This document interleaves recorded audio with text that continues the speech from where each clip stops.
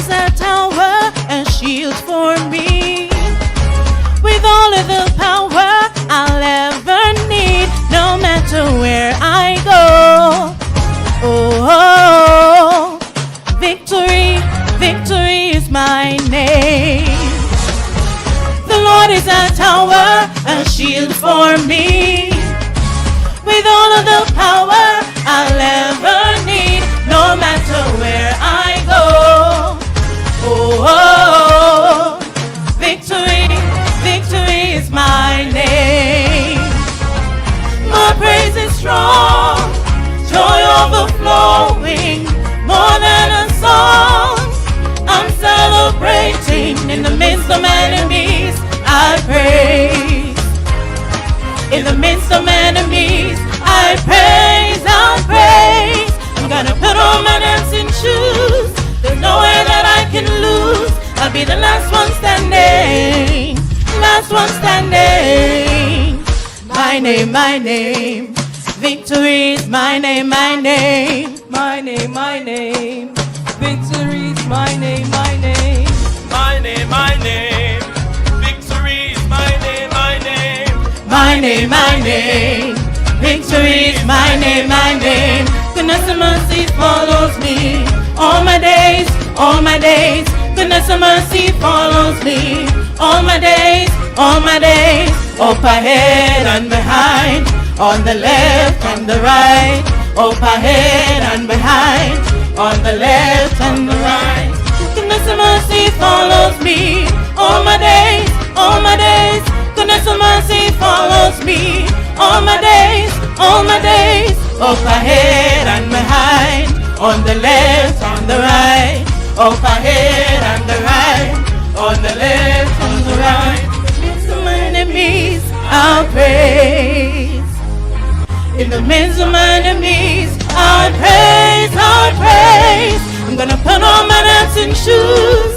There's no way that I can lose. I'll be the last one standing, last one standing. I'm gonna put on my dancing shoes. There's no way that I can lose. I'll be the last one standing, last one standing.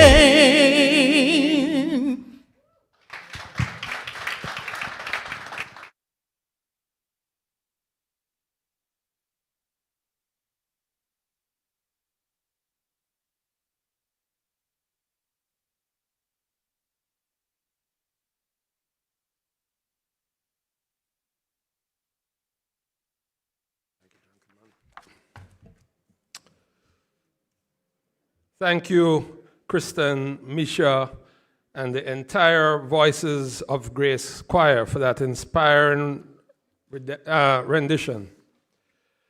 2025 will be remembered as a year that was both challenging and one which strengthened our resilience.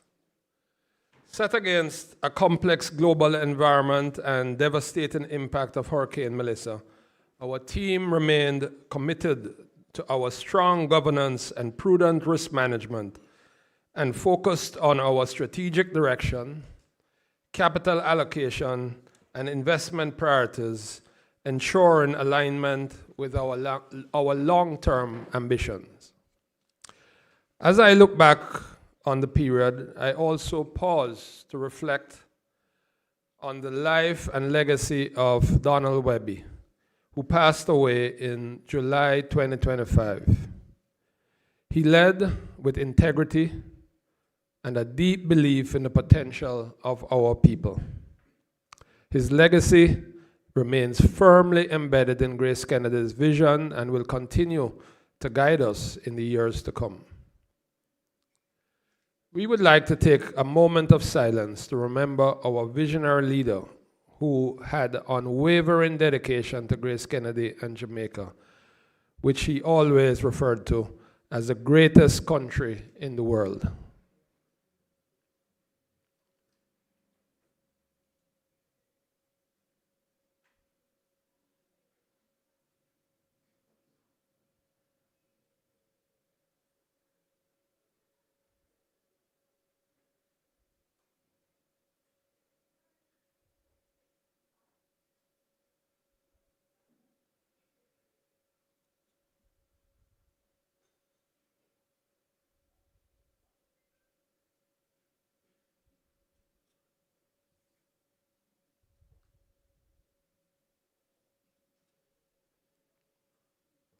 Thank you, ladies and gentlemen.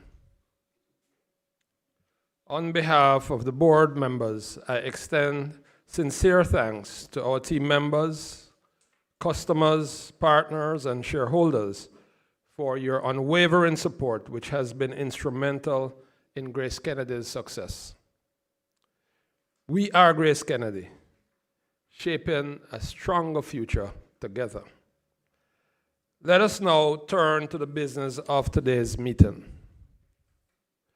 It is my distinct pleasure to introduce our recently appointed director, Dr. Jackie Wright, a globally recognized technology leader whose career has been defined by transformative innovation, strategic vision, and an unwavering commitment to sustainable business growth and societal impact. Dr. Wright has held senior leadership positions at some of the world's most respected organizations, including Microsoft and most recently, McKinsey & Company, where she served as Chief Technology and Platform Officer. Recognized as one of the United Kingdom's most influential Black leaders and named among the top 50 most powerful women in technology, Dr. Wright is also a passionate advocate for equity, education, and the next generation of talent.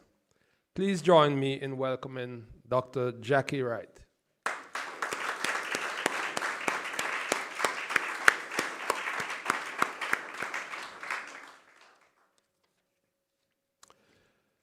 Mrs. Gail Moss-Solomon, as you know well, is our General Counsel and Chief Corporate Secretary of GraceKennedy. She will perform the function of Corporate Secretary at today's AGM. Will the Secretary please advise if a quorum is present? Yes, Chair, I can confirm that the quorum of 3, pursuant to our articles, is in fact present. Thank you, Mrs. Moss-Solomon. I now invite you to take us through the protocols for today's meeting.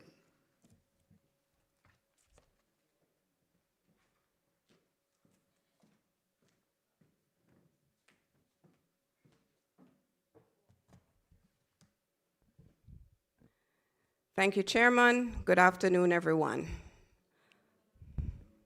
We ask that you adhere to the following protocols for today's AGM.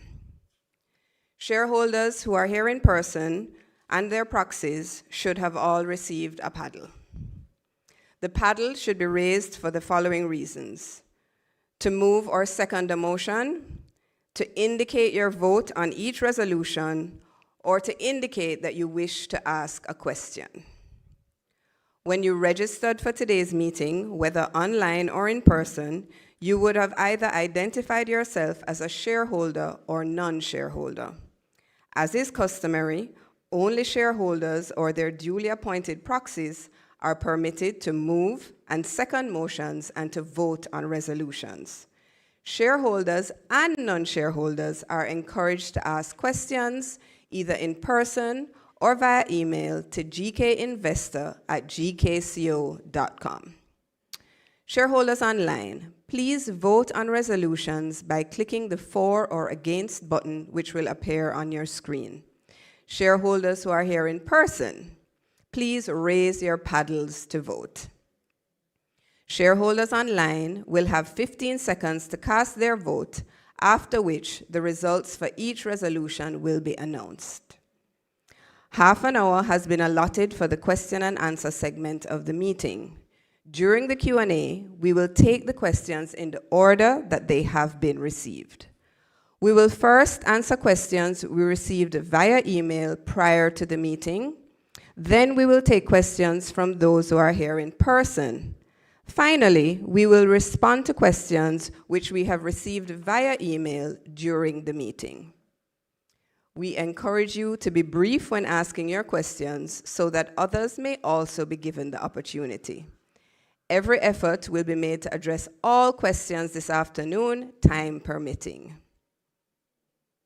Thank you to everyone who has already submitted questions. For those participating online, please note that there is still time to submit questions via email, and these should be sent to gkinvestor@gkco.com. For online participants, please also note that to avoid undue disruption, your microphones have been disabled. We invite you to use the chat box at the bottom of your screen to interact with other virtual participants and to make comments. Please note, however, that questions should not be submitted using the chat.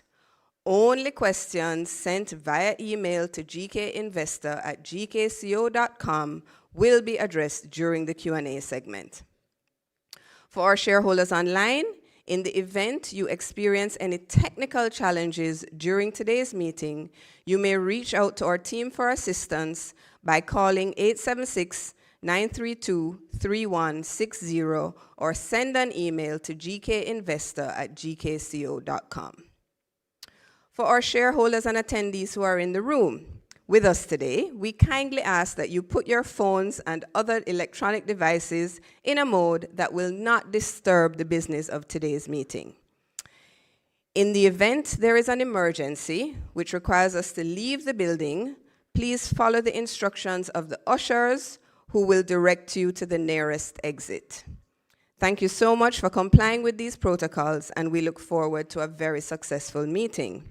Finally, today's AGM is being live streamed and recorded to enhance shareholder participation in the AGM and provide an opportunity for persons who are unable to attend the meeting to view today's proceedings. The recording will then be uploaded to the GK YouTube channel. GraceKennedy is committed to protecting your personal information. For further details on how we protect your personal information, you may access a copy of our privacy notice at www.gracekennedy.com, or please send us an email at gkinvestor@gkco.com. Thank you.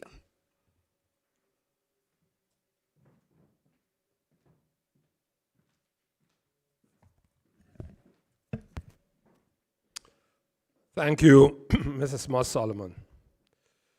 The notice of today's AGM was published in newspapers in Jamaica and Trinidad and Tobago, and was also posted on GraceKennedy's website and the websites of the Jamaica Stock Exchange and Trinidad and Tobago Stock Exchange. The AGM notice also appears in our 2025 annual report. The notice convening the meeting was published within the statutory period of 21 days, and copies are available here today. And with your permission, I will take the notice as read. Thank you, shareholders. We are very pleased to have the directors of GraceKennedy Limited present this afternoon. Mr. Frank James, our Group Chief Executive Officer. Mr. Andrew Masado, our Group Chief Financial Officer. Dr. Paris Loyi Jr., Dr. Indiana Minter-Coy, Mrs. Gina Phillips-Black, Chair of the Corporate Governance and Nomination Committee, Mr. Peter Williams, Chair of the Audit, Risk and Compliance Committee, Dr. Jackie Wright, who you met earlier, and Mrs. Vanessa Rizzioli, who is online. Our Group CEO, Frank James, will now present on the performance of the company for the year ended December 31st, 2025. He will be joined by Andrew Masada, our Group CFO. Frank?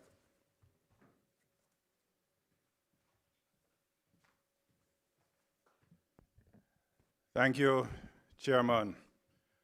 Good afternoon, shareholders. Good afternoon, GK family, friends, ladies and gentlemen. It is good to see so many familiar faces, and let me add my welcome to you to our 2026 annual general meeting. I spotted our former group chairman and CEO, Mr. Douglas O'Rain, so special welcome to you. Great to see you, sir. Those of you who follow the Observer would have seen him running with the torch, the Woolmer's torch, last week, looking very fit. So it's great to see you, sir. As I get started, this cover that we have here, which is the same cover on our annual report, I think it so well reflects and represents GraceKennedy. I feel like I could make my entire presentation on this cover. It reflects our We Care ethos. It reflects our core values. It reflects our innovation and our focus on our customers and our consumers. It reflects our focus on technology and the drive to become digital and become more operationally excellent. And so this is really, I want to commend the team on this annual report cover. I think it's really, really fantastic. However, I have a little more to share with you than that. So I want to take you today through how we have been enhancing governance and leadership for your group, and how we think this is going to be very key in our continued growth and delivering shareholder value. I also want to share our performance for 2025, and importantly, how we have started the year in 2026. And then to share with you how we are preparing and delivering the GraceKennedy of the future, which is our strategy for the future. So let us start with governance. Professor Shirley already acknowledged our directors, but allow me to do it because our directors have really played a very pivotal role over the last year. They have guided us as the leadership team. They have very openly shared their keen insights and intellect. And so I want to personally thank them for the direction and guidance over the year. It is great to see you, Paris, Indiana, Gina, Peter. We have Vanessa online. And you met our newest director, Dr. Jackie Wright. And so a special welcome, Jackie. Professor Shirley has already shared all the many accolades about Jackie, but I want you to know that those accolades are not just on paper. We have already started to feel the benefit and the effect of Jackie being on the board. And as you can see, technology and AI are reshaping industries around the world. So the value that Jackie brings goes without saying. So again, very special welcome to Jackie. I also want to share with you a very important exercise that we undertook last year. We did a comprehensive review of the boards across the entire GraceKennedy group of companies throughout the world. We looked at how we would align our board structure with the strategies that we have for the future of GraceKennedy. We used data to determine the skill sets and competencies we need and where we had gaps, and went about filling those gaps.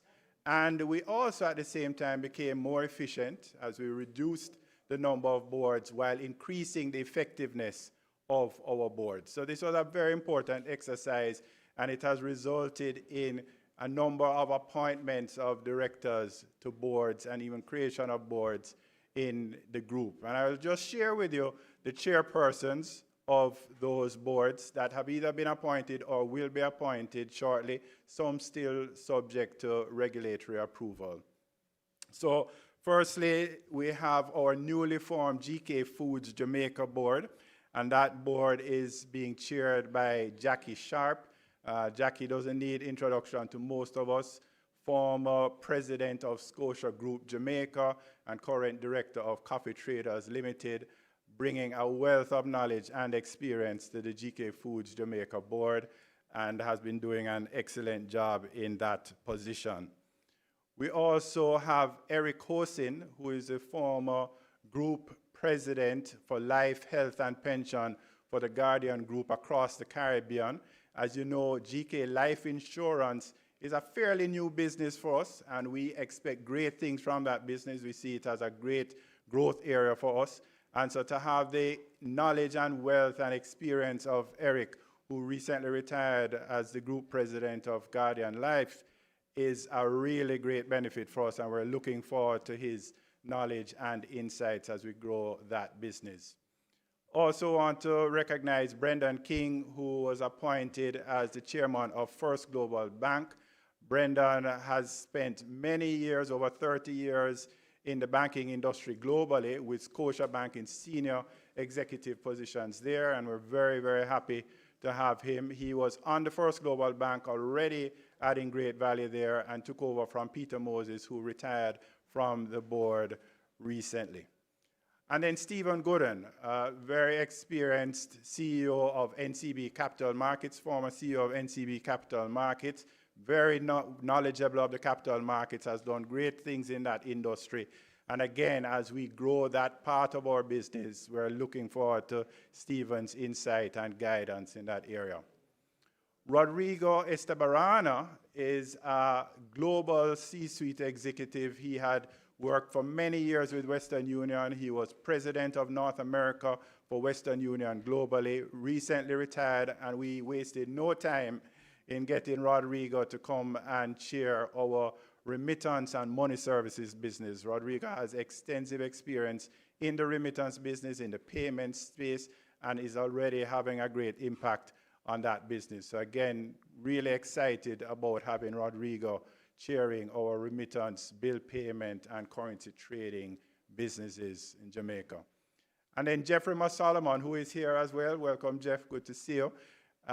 While Jeff comes with his own significant accomplishments as an executive, he brings a particularly unique and personal passion to this role as chair of Grace and Staff Community Development Foundation. And I hope he won't mind my saying, but that's because his dad was very instrumental in forming the Grace and Staff Foundation. So that passion that Jeff brings, which, you know, if you know the work of the foundation, you need passion to do the work that the foundation does. So we're very pleased that Jeff has agreed to chair the Grace and Staff Foundation. So again, I want to show you and assure you that your company is taking governance very seriously. We're making sure that we have strong guidance and strong expertise as we roll out our strategies to develop the GraceKennedy of the future. Importantly, we have our leadership team, and over the last year, this leadership team has really guided the direction of your group, and I want to thank them for the tremendous support that they have given to me in this first year as Group CEO. So you already met Andrew Mesado, our Group Chief Financial Officer. Andrea Coy is joining us online, and Andrea has been doing an excellent job at integrating the two food businesses, our international food business and our domestic business, into one business. Stephen Whittingham is here with us. Stephen has been doing a great job with financial services, really driving innovation and growth in that business. And you met Gail Solomon earlier, who keeps us in line and makes sure we don't get in trouble. And the lady who makes sure that we protect and take care of our greatest strength, which is our people, Annette Morrison, our Group Chief HR Officer. I would appreciate your giving the executive team a round of applause. Thank you very much. So we also, since our last AGM, have made some leadership changes in line, again, with the strategic direction of the group. In particular, we have promoted Tamara Glaves-Husey to be the head of general insurance. As you see, we now have a suite of companies within the general insurance bracket. We have GK General Insurance, which you know very well. You'll recall that we acquired Key Insurance, and we recently brought that private within the group. And we have GK Insurance EC. So Tamara will be responsible for that entire business, formerly head of Key Insurance. And then Shaluk Richards, and I saw Shaluk here earlier today. Shaluk was also in the newspaper today, so it's not just Mr. Rain in the newspaper. A former GK Foundation scholar who is now heading one of our largest business segments in the group. Very excellent job, Shaluk. And we want to really encourage him as he takes on a new area for us, heading life and health insurance as a segment. And then Derval Williams, who is also here with us, our new Chief Audit Executive. So the message here is that your company, your group of companies, is in very, very good hands. So how was the performance for 2025? So without a doubt, we had challenges in 2025, but as I always said to our team, challenges energize us. As an executive of GraceKennedy, challenges energize us. And so despite those challenges, your company walked away with many recognitions and awards throughout the year, and I'll share a few of those with you. We ended the year on a high, winning the Jamaica Stock Exchange Best Practices Award, Governor General Award for Excellence, among a number of other awards, but that one is the big prize. That one means that we were the overall winner. And so we're very pleased with that award, and you'll see the team up there collecting the award from the Jamaica Stock Exchange.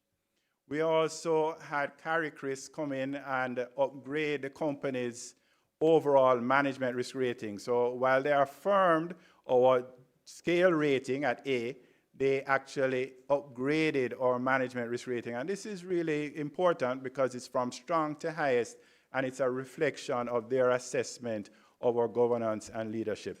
Similarly, our corporate governance index has come in at the highest possible rating of AA under the Jamaica Stock Exchange Corporate Governance Index. We continue to be recognized by entities such as the Jamaica Chamber of Commerce and the Jamaica Manufacturers and Exporters Association, winning awards for sustainability, ESG, and being recognized GK General Insurance as Best of Chamber in the large category. And we saw our Duns River Lemon Jerk Seasoning winning a Guild of Fine Food Great Taste Award. This is now in second time in a row. Last year, I would have been telling you about our honey jerk seasoning, and this year I'm telling you about our Duns River lemon jerk seasoning, and just so that you see it in person, live, you can see our product here. So we're very proud of our ability to be winning on the global stage a number of these awards, which really speaks to the quality of our products that we deliver to our consumers. Very importantly, during 2025, we were able to honor Don. We were able to honor our former group CEO. Throughout the year, a number of organizations recognized him, the stock exchange, the PSOJ, the government. But the highlight, I think, for us as a GK family was the renaming of our headquarters to the Don Webby building in February of this year. And so I'm sure Don is smiling down as we are now having our AGM for the first time with this building named the Don Webby Building. And so that was a real great honor. You'll see the picture there of us along with Don's family, the board, and the executive as we unveiled the naming of the building. I want to jump into the financial highlights and see how we did in terms of the numbers. In terms of our revenue, you'll see that we continue to grow our revenue steadily year over year. For 2025, our revenue grew $10.7 billion, or 6.4%. Thank you. Yes, the applause are appreciated. I encourage the management team to even improve that for 2026. That revenue has been driven by a number of businesses across the group, and I'll share a little breakdown of it for you. Jamaica continues to be the lion's share of the revenue at just under 56%. But if you look at the numbers, you will see that it has actually reduced from 58% in 2024 to 56%. Now, importantly, this is not because Jamaica didn't grow. Jamaica did grow, but our international markets grew faster than Jamaica, which is a strategy that we have outlined to you over a number of years, that while we continue to grow Jamaica, in fact, over the last few years, Jamaica had been growing even faster, we are expecting faster growth outside. So we saw strong double-digit growth in North America and in UK during 2025. So you'll see that both of those increased from 24% for North America to 25.3%, and from 11.5% to 12.2% for the UK. So we're seeing good growth in those international markets while we continue to grow the Jamaican market. In terms of our business segments, food continues to be the dominant driver of revenue, but our insurance segment is now the second largest contributor to revenue. And as you can see, growing very strong at a 17% growth rate. Our banking and investment was also up, so 3 of our 4 segments growing in revenue. Money services being the only segment that was down. And that we have been sharing with you, that the money services industry, the remittance industry in particular, has been changing globally. And as a result of that, we're seeing the revenue per transaction coming down in that business. So while we continue to grow market share in that business, we still see the revenue coming down. And as I'll share with you later, we have been actively pursuing the strategy and remain very confident in our ability to see this business continue to improve and turn around. So what about profit? Our profits for the year were down. You'll see our profits down there, P-tax 16%. And this was primarily as a result of the impact of Hurricane Melissa and a number of one-off items that would have impacted us during the year.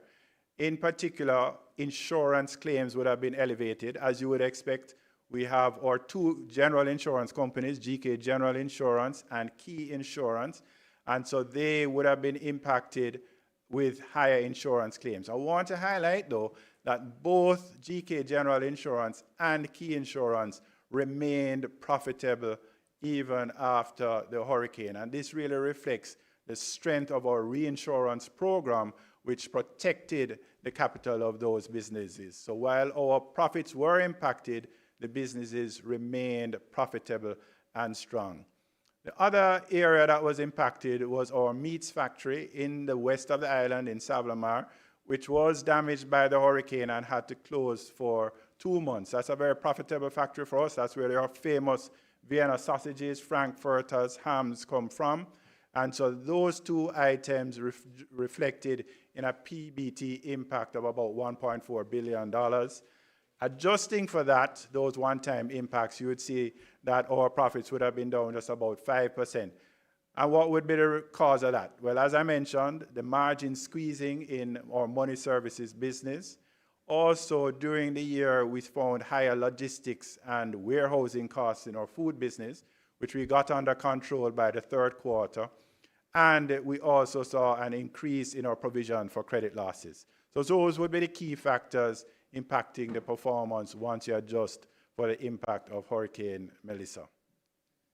Now, interestingly, as a result of that, for the first time, we're actually seeing profits outside of Jamaica being more than profits inside Jamaica. So profits outside Jamaica for 2025 was 51%.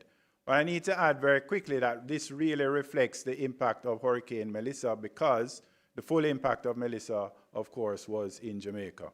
If you again adjust for that, then profits outside Jamaica would have been 45%. And so Jamaica would continue to be large, but you will see that profits outside Jamaica, even on this adjusted basis, have grown quite meaningfully from 41% to 45%.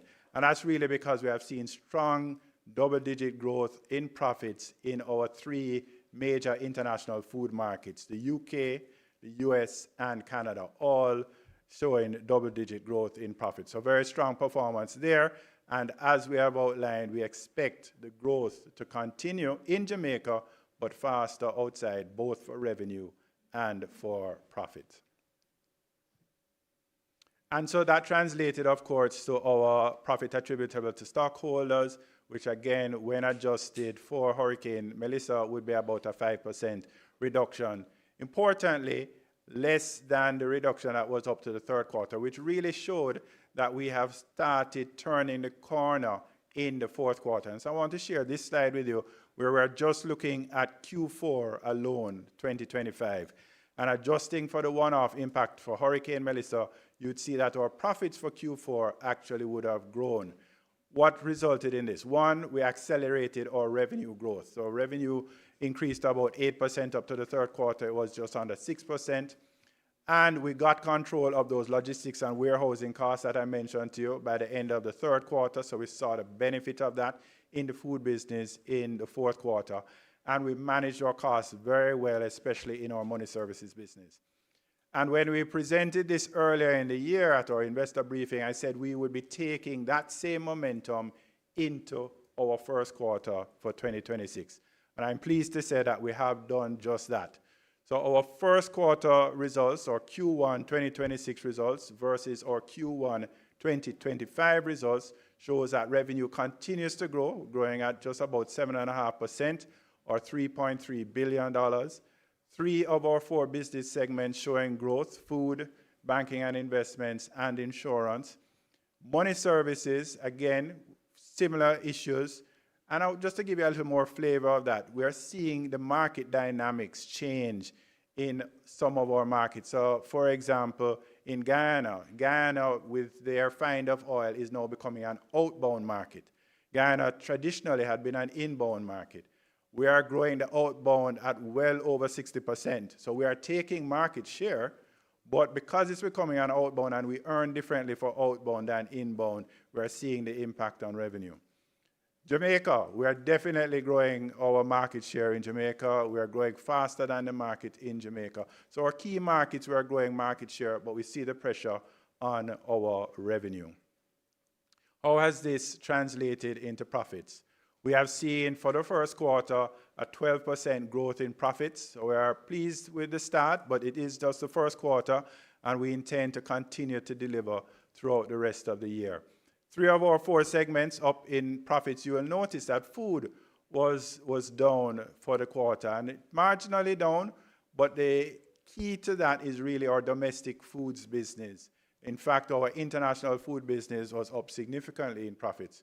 But in our domestic food business, we still are facing the challenge of the meats factory, which while we have restarted meats, we're very pleased that we're able to restart meats by the end of last year, but we're not back up to full capacity at meats as we rebuild our capacity there. And so that factory, the profits would have been down quite significantly. Also, we had the Hilo Fairview store, which was closed as a result and remains closed at this time of Hurricane Melissa because of fairly extensive damage. So that has also impacted it. But we also faced quite a few supply constraints on some key products, and that has also impacted the performance for the domestic segment of the food business. And therefore, you are seeing the impact on our profits there.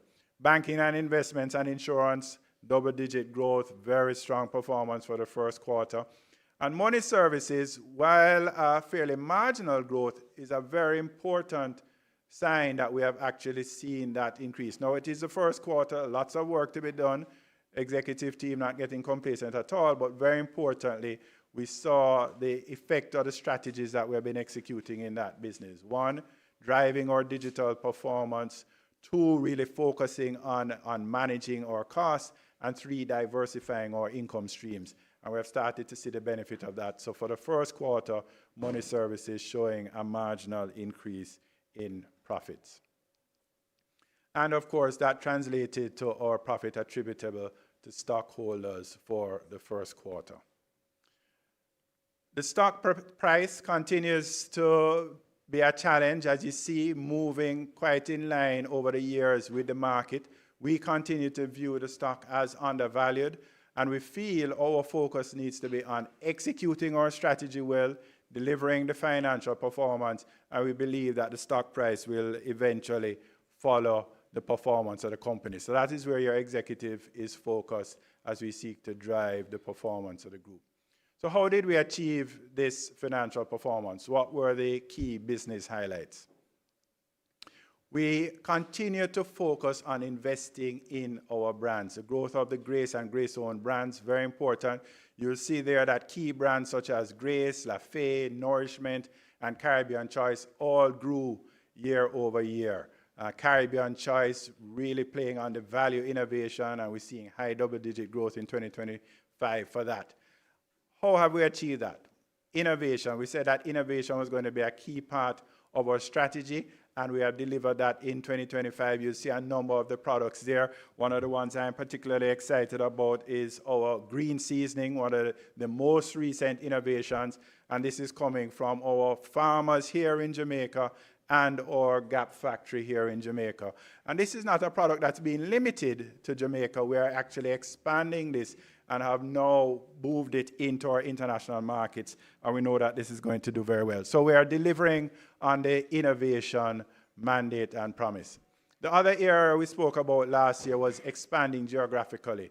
And so in Canada, we have moved into Quebec. You will find us in Sobeys, you will find us in IGA, you will find us in Metro. In fact, the 4 major chains in Quebec, we are in there. We have delivered on expanding in the US to areas like Georgia and New England.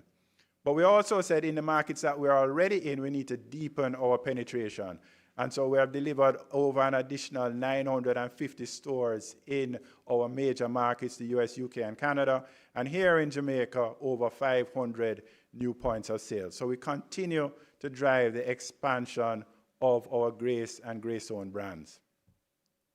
Digital transformation, key to the strategy, and we had indicated that we're going to be driving new products for our GK1 app, which is our mobile app that you can go and do all things in one place. So you'll find now you have GK1 Send, where you can send to anywhere in the world from your phone, sitting in your bedroom, sitting on the beach, and you don't have to go into any physical location, and it is sent immediately, literally in minutes. You can renew your general insurance. We now have the GK1 Marketplace, where you can find things outside of GraceKennedy, all types of offerings for your own personal lifestyle needs, whether it's groceries, events, etc. And we also said that we're going to be expanding our GK1 app into new geographies. Last year we told you 3 new markets. We have already expanded to Guyana, and this year we have started a launch in Trinidad and Cayman, a soft launch, and we'll be seeing a bigger launch during 2026. We also said that we need to transform our GraceKennedy Money Services business model because we're seeing how that industry is changing. And a big part of that transformation would be driving the growth of digital, and in particular digital through our GK1 app. And we have delivered on that with the GK1 app growing at over 75% for remittances. GK1 remains the #1 digital wallet for remittances in Jamaica. But we also said that our omni-channel approach, which means our physical locations are going to also continue to be important, but we needed to do it differently, which means we will be finding strategic partners. And that has also been doing well with double-digit growth in partners like Courts. So you can go to Courts now, and you can do your Western Union transactions. CNWJ and Hilo, some of our Hilo locations are other areas you can go. So we continue the transformation of that business model. M&A, we concluded 2 during the year, fully buying out our Catherine Speak business, so we now own 100%, and delisting Key Insurance, and we now own 98.9% as we work on synergies between Key and GK General Insurance. This strategic partnership has done very well for us.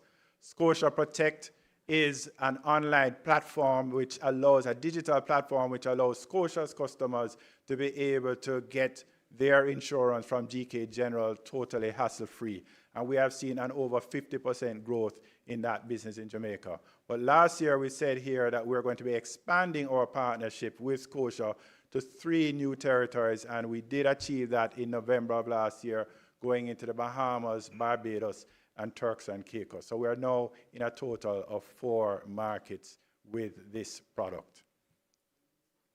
Operational efficiency. While we didn't achieve the PBT to sales that we had wanted as a result, as we showed you earlier, primarily of Hurricane Melissa, we did take a number of very important strategic steps to improve our operational efficiency and our excellence.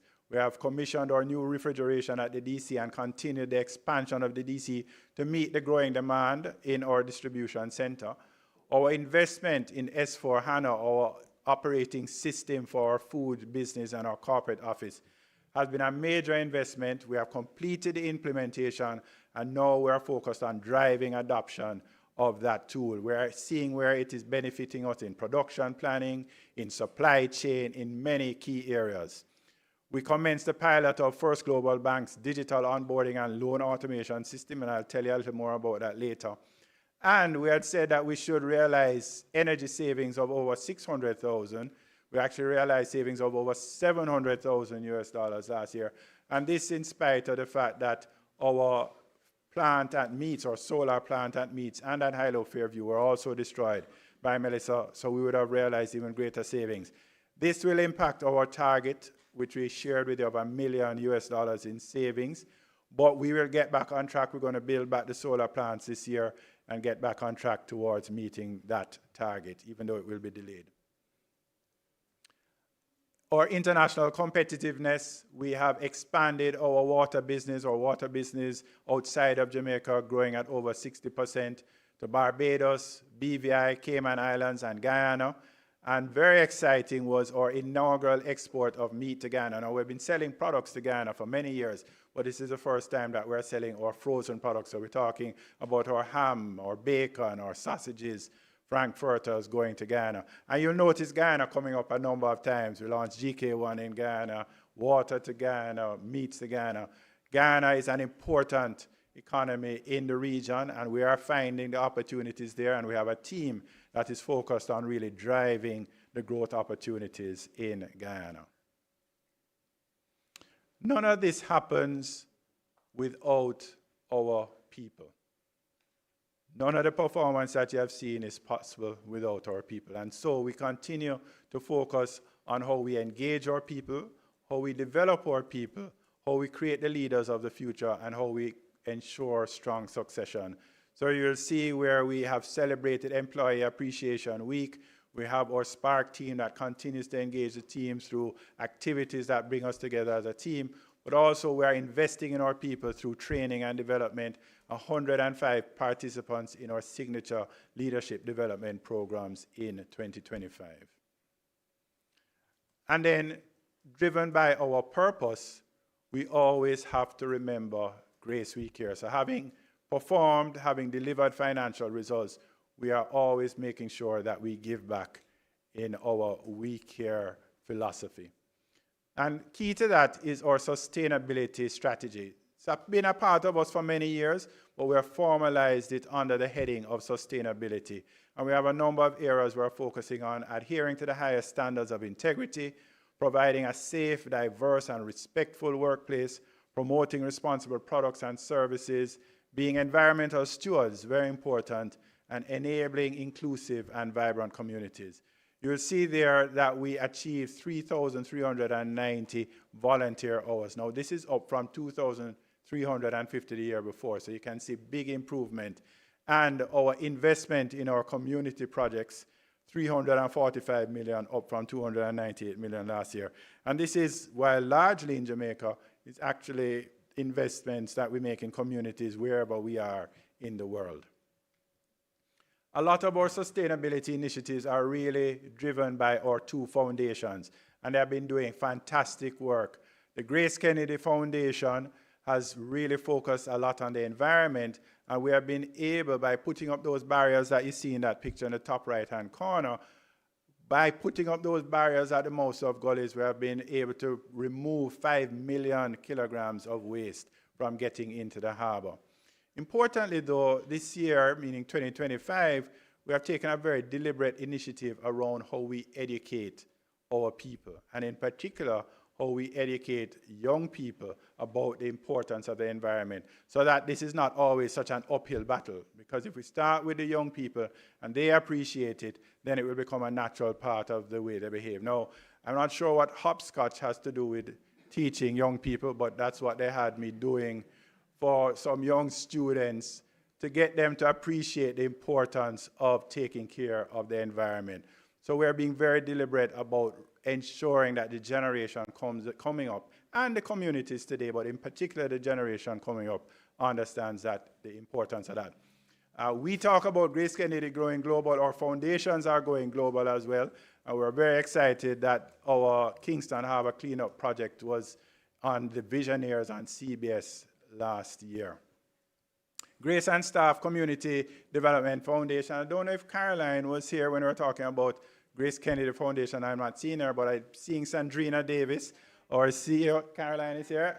Caroline is blocked. I'd love us to give Caroline a round of applause for the work she has been doing with the GraceKennedy Foundation, and at the same time to big up Sandrina, who has been doing an excellent job with our Grace and Staff Foundation.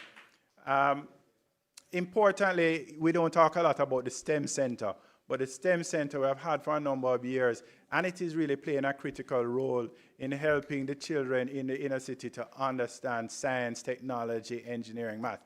And this, we know, is, I said, a way of the future, but it's even here today.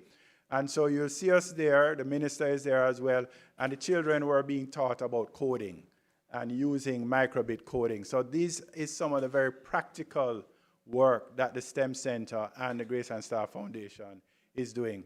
Another area we don't spend a lot of time on is counseling and mental health, but it's a serious area. A lot of persons with trauma, and so we have had 470 counseling sessions provided to members of the communities in which we operate. And I want to take this opportunity to recognize Curtis Sweeney, Dr. Curtis Sweeney, who has played a critical role in that. He claims that he's retiring this year, and while that is certainly extremely well-deserved, I know that I will certainly be calling on Curtis. But we want to really thank Curtis for a tremendous, tremendous amount of outpouring of love and support over decades, literally, with the GraceKennedy Group, and we want to really acknowledge Curtis. Is Curtis here today? Not here with us today, but we acknowledge the work that Curtis has done and continues to do. We can't speak about 2025 and not speak about Hurricane Melissa. A huge impact on Jamaica, a huge impact on all of us, but in particular on those in the western side of the island. And when this happened, our first priority as an executive team was the safety of our team members. We had 681 team members in the areas affected by Hurricane Melissa, and the first priority was to account for all of them. And I'm really very happy to be able to tell you that we are able to account for every last 681 members. I see Maria Love here, who was instrumental in going out and finding our people. We literally had to go and find them because communications were down. But you know, what was really meaningful for me is in the days immediately after the hurricane, as I went into those communities and met with our staff members who were out working because our businesses opened back right after the hurricane. And as they told me their stories of real loss, not just loss of physical property, but in some cases, loss of family members. And these team members were out. And I asked, you know, how come you're out under the circumstances that you're facing? And their response was, the community needs us.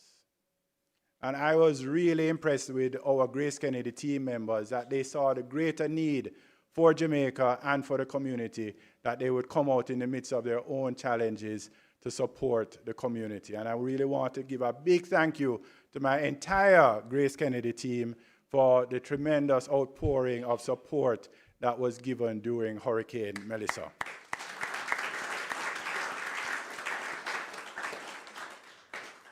That support was translated into money, of course, where we stepped in and we decided to support with over $200 million in relief and recovery efforts.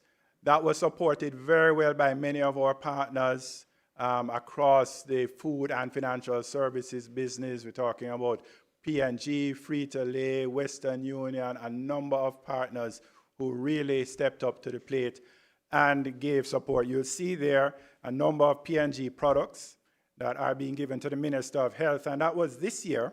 So we continue our support, not just immediately after the hurricane, but even in this year, as this is a long journey for Jamaica. So I want to share with you now a bit about our strategy and how your executive, guided by the board, we are looking to create the GK of the future. And to do so, we are being very deliberate about shaping a stronger future together. That's our theme for this year. We are GraceKennedy, shaping a stronger future together. And in a dynamic environment like we operate in, it is important that we take control and are very deliberate about shaping the future that we want, because the world is changing extremely fast. And so we have taken the approach that we are going to understand that environment fully, understand the changes, but we are going to focus on the things that we have control over. And when we talk about the things that we have control over, what we see is opportunity. So in the midst of all of these changes and all of these challenging environments, we see opportunity. What are some of these global changes that we don't have control over? Well, we're probably in the highest geopolitically tense period that most of us would have experienced in our generation. We're seeing the impact that is having on energy costs. We're seeing the impact that is having on supply of product, on the ability to move product, on migration patterns, which has been very essential to the way GraceKennedy has grown over the last years. Trade environment is changing. We're seeing the implementation of tariffs and the reversal of that. This is creating friction in the way products move. It's creating additional cost of our products. It is creating delays in how we are able to access products and services. We're seeing unprecedented events like Hurricane Melissa, which was the largest in Jamaica's history, the third largest in the world's history. And that has implications for our business continuity plans. It has implications for infrastructure. We talked about artificial and intelligence and remittance landscape. That's impacting the way we work. So where do we see opportunities? We see opportunities in how we can leverage technology, how we can allocate our capital to improve our productivity and be more efficient and to be able to deliver better than the next person. How can we create products that remove friction? How can we create services that make it easier for our customers to do business and to transact with each other?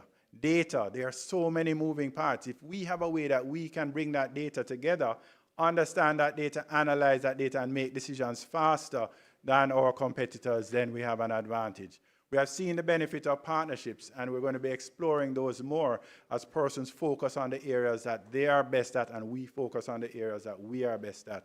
And, of course, ensuring strong risk mitigation and sustainability. So we see opportunities as we look at the changing environment.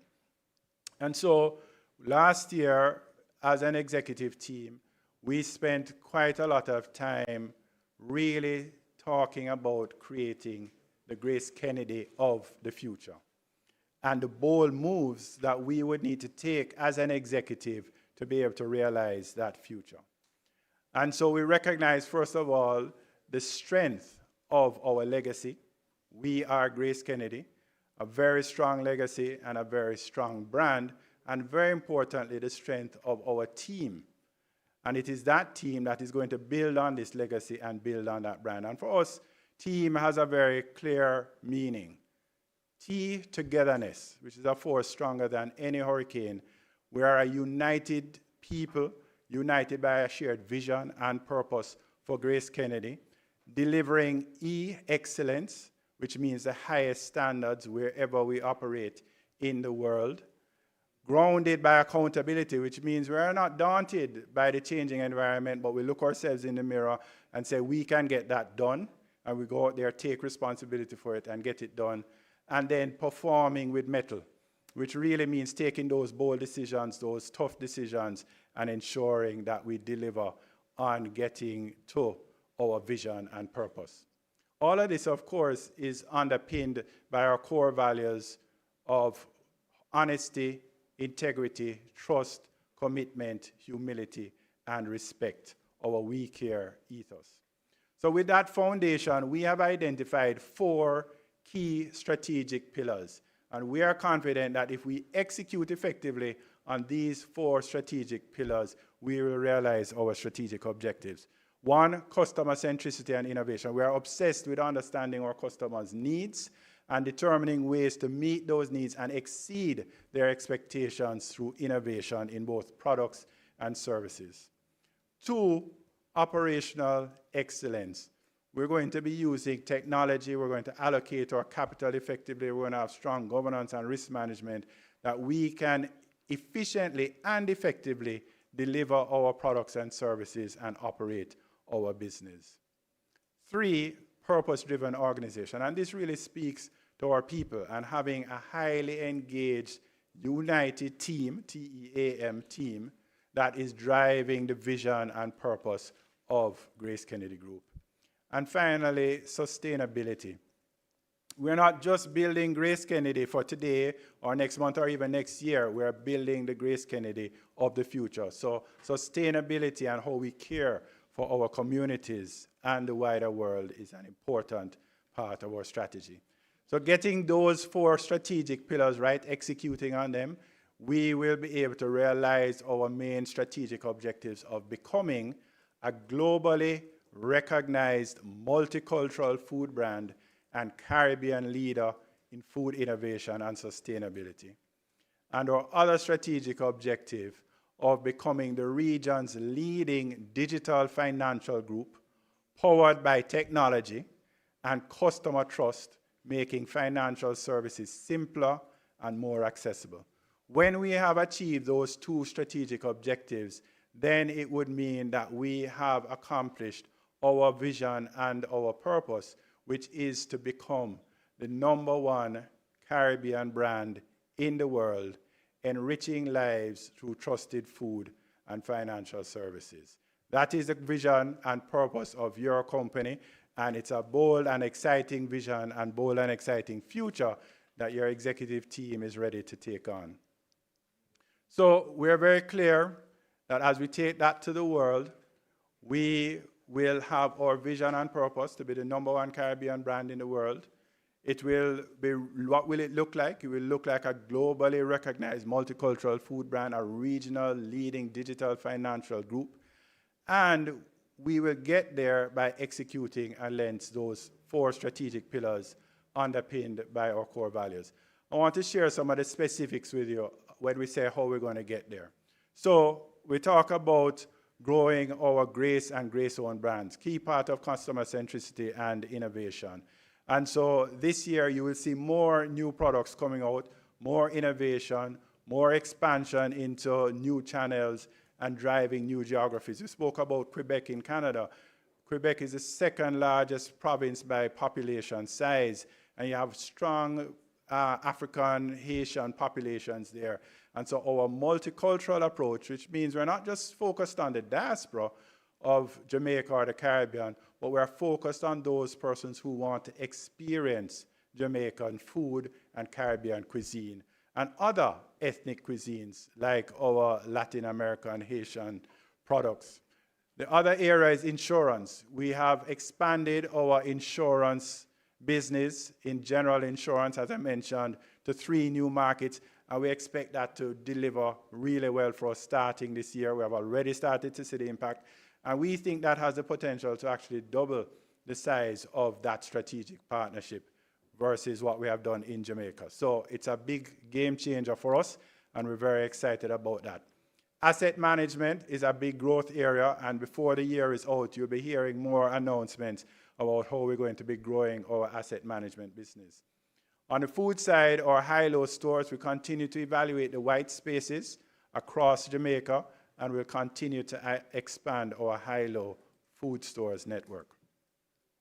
Digital solutions will continue to play a key part, especially in our financial services group. The full rollout of our DOLA, which is our loan automation and onboarding software, digital software, will be rolled out fully this year. And so our customers can now get the process of opening savings accounts and applying for credit cards without ever walking into the bank. We're going to also be introducing our new core insurance platform in our GK Life business. And this is a very important step. You'll recall we did this acquisition a few years ago, and this is a growth area for us. This new platform is going to allow us to create new products. It's going to allow us to go into new partnerships, and it's going to allow us to go into new places. So we're going to be expanding, and even as early as this year, we're going to be expanding our GK Life relationship with another partner in Barbados, Signia Globe. So that will be happening this year. Now to the right of the screen, you will see GK1 top-ups. And when you think of top-ups, you normally think of mobile phones. You top up your phone. But there are so many other uses for top-ups. A parent can not only top up their child's phone, but can top up their bus card and can top up their school card for shopping and buying lunch at school, and then send them off to school, and everything can be done digitally. They can also then top up their own Jamaica highway pass and get on their way. So there are lots of uses for top-ups. And so we are going to be, and this is hot off the press, first time being announced, we will be launching in June our new top-up feature in the GK1 app, and I want to share a little about that with you.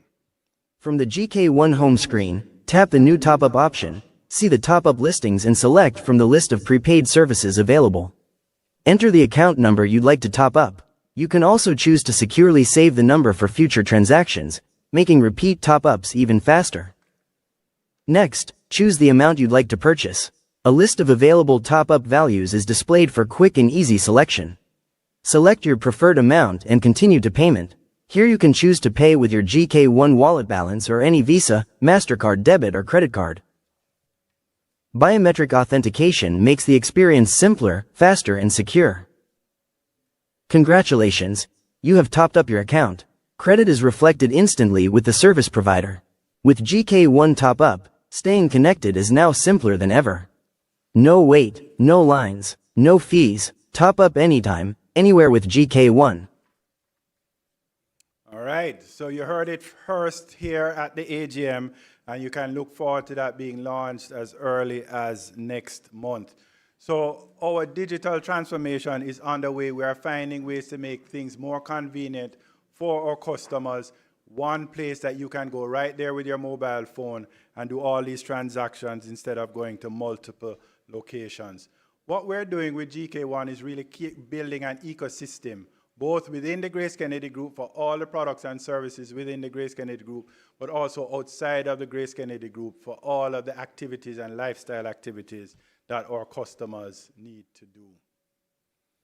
We also want to drive growth through mergers and acquisitions, and you would have heard earlier this year that we already completed the acquisition of the 50% stake in dairy that Frontier held. This has been a key strategic move for us and has already benefited. So our Q1 performance was significantly enhanced by the acquisition of dairy, meaning the performance of dairy now owning 100%.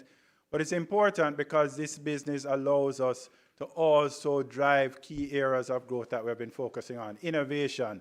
You'll see a number of products there, and some of those products are very new, like our Easy Open Tin. But we have also, this year, just introduced this product. You'll just start to find it on shelves. Our Grace Cheddar Cheese Sauce, so whether it's on your hot dogs or on your nachos or tacos or whatever you and the kids want to enjoy, you have this now available. So this is just launched this year, and I'm very excited about it. I know it's going to do extremely well. So this business is also providing the innovation. But the other area it's driving is export growth. Over the last 6 years, the export revenue for dairy has more than doubled and now accounts for about 25% of the revenue of dairy. And we expect to continue to grow the export potential of this business. So a profitable business that we plan to continue to grow. You know it for tasty cheese, but there are a wide variety of products. This is really great yogurt. It's a big product for dairy, accounting, I think, for over 15% of its revenue. So M&A continues to be important. We continue to work with our investment bankers and to also look at direct partnerships and speak directly with potential acquisition targets. Operational excellence. A big part of this, multifaceted, but what I want to highlight here is our focus on AI and how that is really changing the world. And so AI, we have already actively started to utilize AI, and we are exploring use cases around things like fraud detection, around repeatable activities like reconciliations, a number of areas, including how to find Grace corned beef in high-low. And you can see Stephen Whittingham and myself being personally led to the Grace corned beef by our AI robot, is the word right, Deidre? So this was a pilot that we did on AI Day. So it has not been launched. I don't want you to go to your next high-low and say, where is the robot? The robots are not out in high-low as yet, but we wanted to pilot this. And this is what we're doing. We're testing different things, determining if they're going to meet the needs of our customers, and then choosing how we roll them out. And so we see the benefits of AI as being significant. But this AI Day, what we focused on is what we call AI literacy. And it means that we want all our employees, every employee, whatever level you are within the organization, to have an appreciation and understanding of AI. Because our belief is that AI is going to be as common as email in a few years. So if you think of when email came out and it was just reserved for a few, today everybody uses email. And so that's how we are viewing AI. Now, this doesn't mean we're going to roll out all AI features to every employee, but it does mean that every employee must understand AI and have an appreciation, and we call that AI literacy. And so that's a big focus for us. We also see AI as a way of really enhancing the work of our team members as opposed to replacing team members, which is a big debate these days. We see it as really allowing team members to operate at an even higher level. It means that they can get decisions made faster because they can get all the data they need put together in a succinct way with the necessary recommendations to guide those decisions. It means that the kind of repeatable activities that don't add much value can be done while they spend their time on the higher value-added activities. Now, does this mean that the employees don't have a role to play? No, it means they now also have to be upskilled, and they may need retraining and so on. So there are implications for team members. But for us, AI is really to enhance the effectiveness of our team members as opposed to replacing our team members. Very important things like cybersecurity, data governance, or processes, and all very active in those areas of operational excellence. Again, to get this done, we need our people.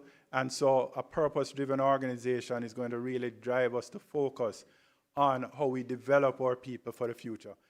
We have to be very strategic, and that first item, strategic workforce plan. The world is changing very fast, and therefore the skill sets that we are going to need today and in the future are different, and therefore we need to be preparing, recruiting, upskilling, training our team members in that right way. At the same time, we need to be taking care of their well-being in what is a very dynamic and at times challenging environment. And then finally, sustainability. We want sustainability to be incorporated in every element of our operations. We have the sustainability framework, we have the metrics, we are measuring our performance against them, and we're going to be continued to focus on driving that. And you know, what is great about sustainability is it doesn't have to be adverse to the growth and profitability of the business. In fact, it can complement, it complements it. And we have seen it in our energy projects, where it is good for the environment and it is also saving our energy cost. We're also seeing it with our GAP project, where we're looking at fertilizer, how we can take the waste from our GAP Hounslow factory and create an organic fertilizer. And the team is actually quite well advanced with that. We have started testing it in our agri-park, and a number of farmers are seeing improved yields and better quality products. And we might even move towards commercialization. So that's something that we can look out for. Can't talk about our community impact without talking about champs. We had a great champs this year. We're very pleased to continue to support our young people in this way, the future of Jamaica. And we see our $200 million investment as just that, an investment in the youth and the future of Jamaica. So with that, I want to share with you what is most important for all of what we want to achieve, and that is that we remain guided by our core values. These core values determine how we treat each other. These core values determine how we make decisions each and every day. These core values determine what we invest in and what we don't invest in. These core values are integral to who we are as GraceKennedy. Your core values, our core values are honesty, integrity, trust, commitment, humility, and respect. And we are unwavering in those core values. Because of those core values, we've been around 104 years, and we're going to be around for more than 104 years going forward. Before I close, at our AGM, I could not let the opportunity pass to remember a true stalwart of our AGMs here at GraceKennedy. And indeed, although we like to claim him, of many AGMs across Jamaica.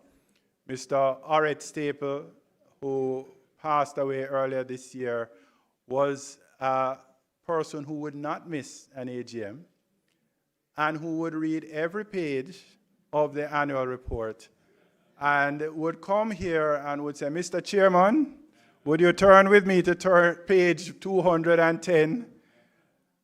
And he would take us through very important questions, playing a critical role, which was really holding us as the leaders and directors of GraceKennedy, the persons you have appointed to lead your company, holding us accountable to you, the shareholders.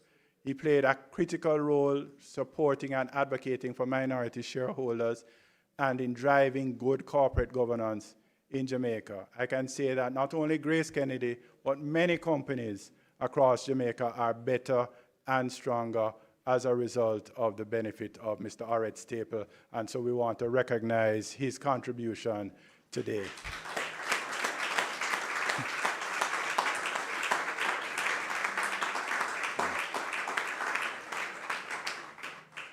So in closing, let me say thank you. First of all, thank you to our GraceKennedy team. None of what I come up here and present can happen without them, and so I want to thank them. I want to thank our board, who has been very supportive over this first year of my tenure. I want to thank our customers who continue to buy our products and our services and to grow our business. Our shareholders, all of you who continue to be so supportive of the GraceKennedy Group and our partners and the communities we serve around the world. I am very confident that the future is very bright for your company, GraceKennedy. We are GraceKennedy, shaping a stronger future together.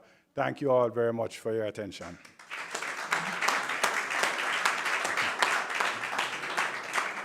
I'm now very happy to welcome our Group CFO, Mr. Andrew Mesado, to give you some more insights into the numbers. Andrew?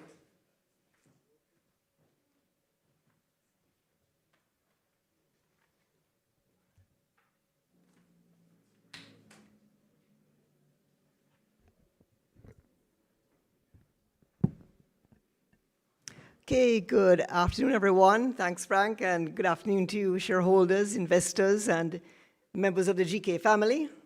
So this afternoon, I'm just going to do a brief recap on our financial results for 2025. You've heard a lot of it earlier, so this will just reinforce some of the points that were made, and then I'll touch again very briefly on our first quarter results.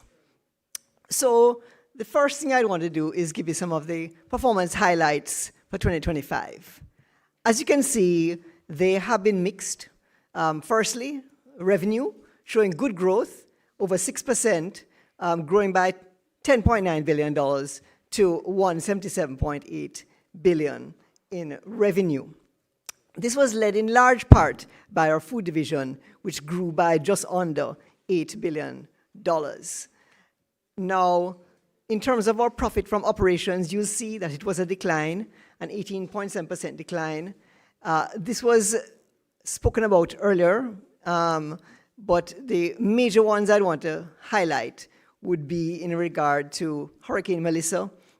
We did see a significant impact across all our business lines because of the hurricane. Firstly, on the food side, you would have seen that a couple of our companies would have had to close temporarily.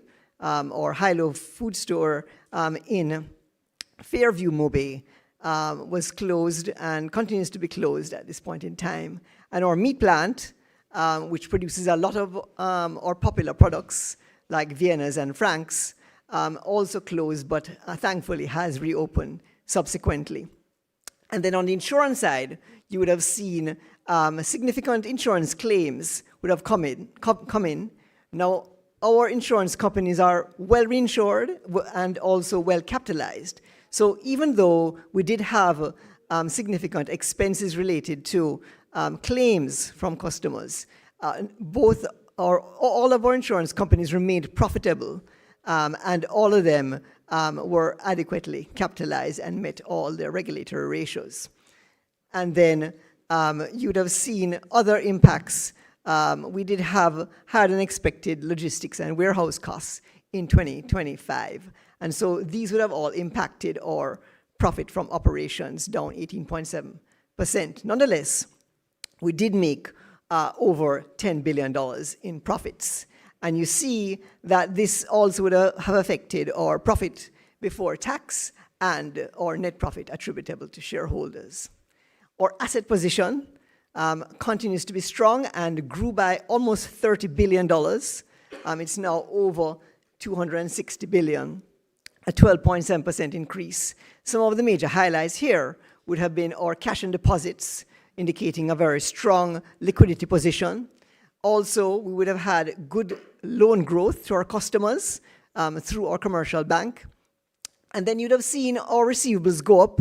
And the main reason here in terms of receivables going up would relate to our reinsurance recoveries from the placements with our reinsurers.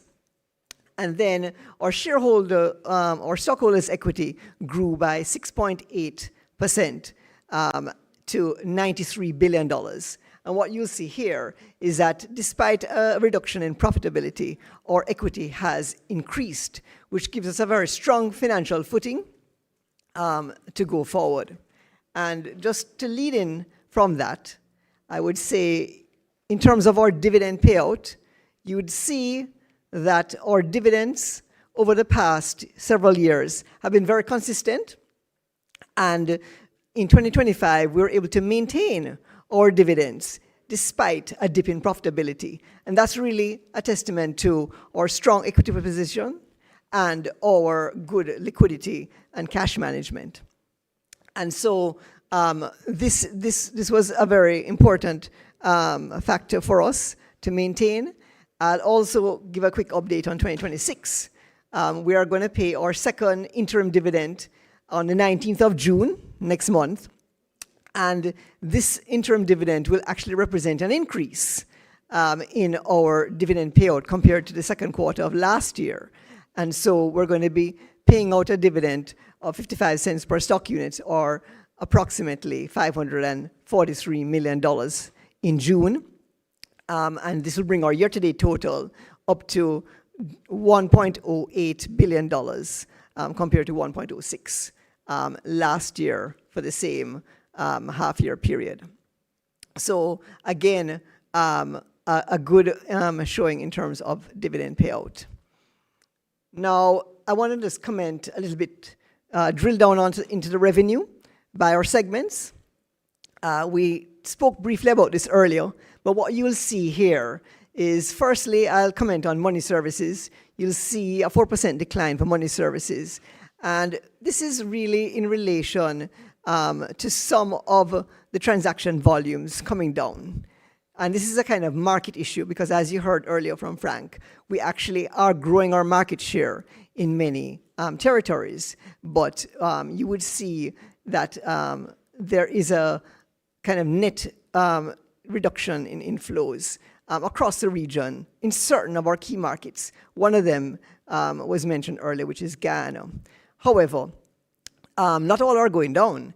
We do have some that are growing quite a bit. One example is in Bahamas. We're seeing double-digit growth in transaction volumes there for our business. Insurance, you see good growth for insurance, growing by over 17%, led primarily by our general insurance businesses, but also the other insurance companies, our brokerage, as well as our health and life business.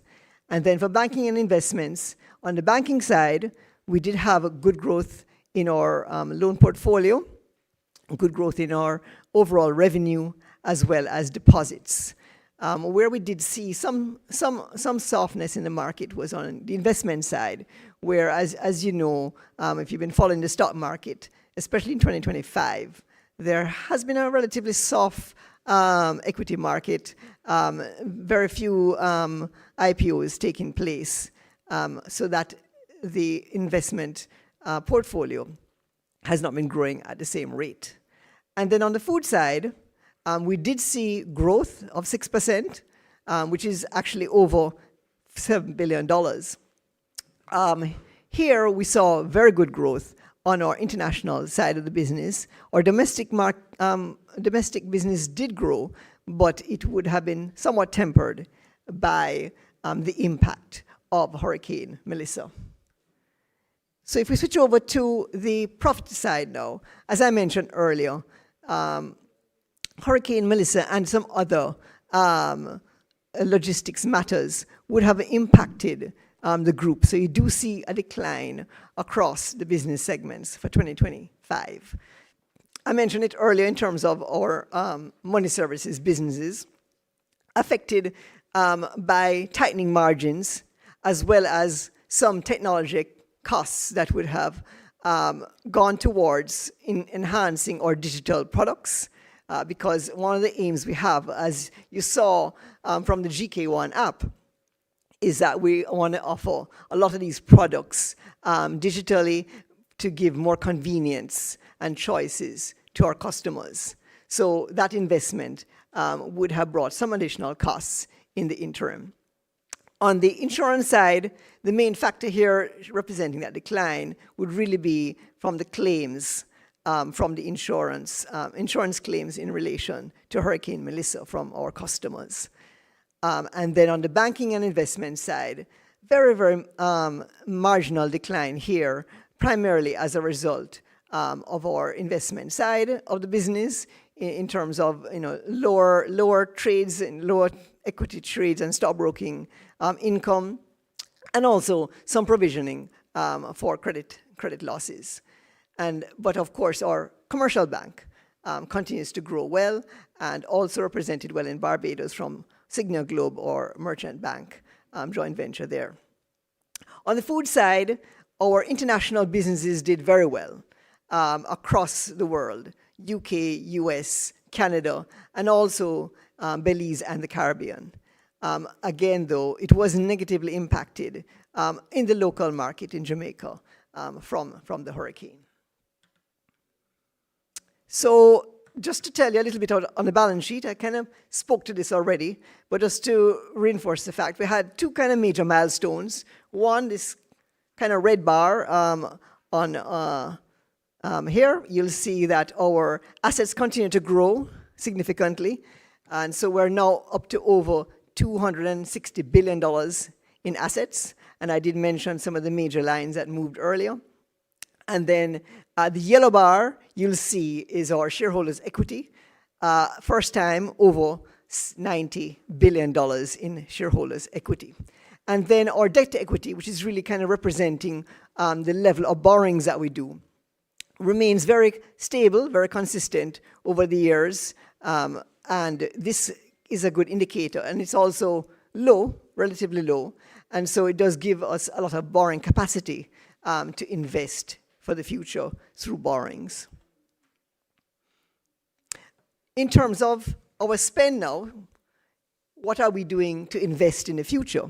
So you heard about GK1. We continue to enhance that app.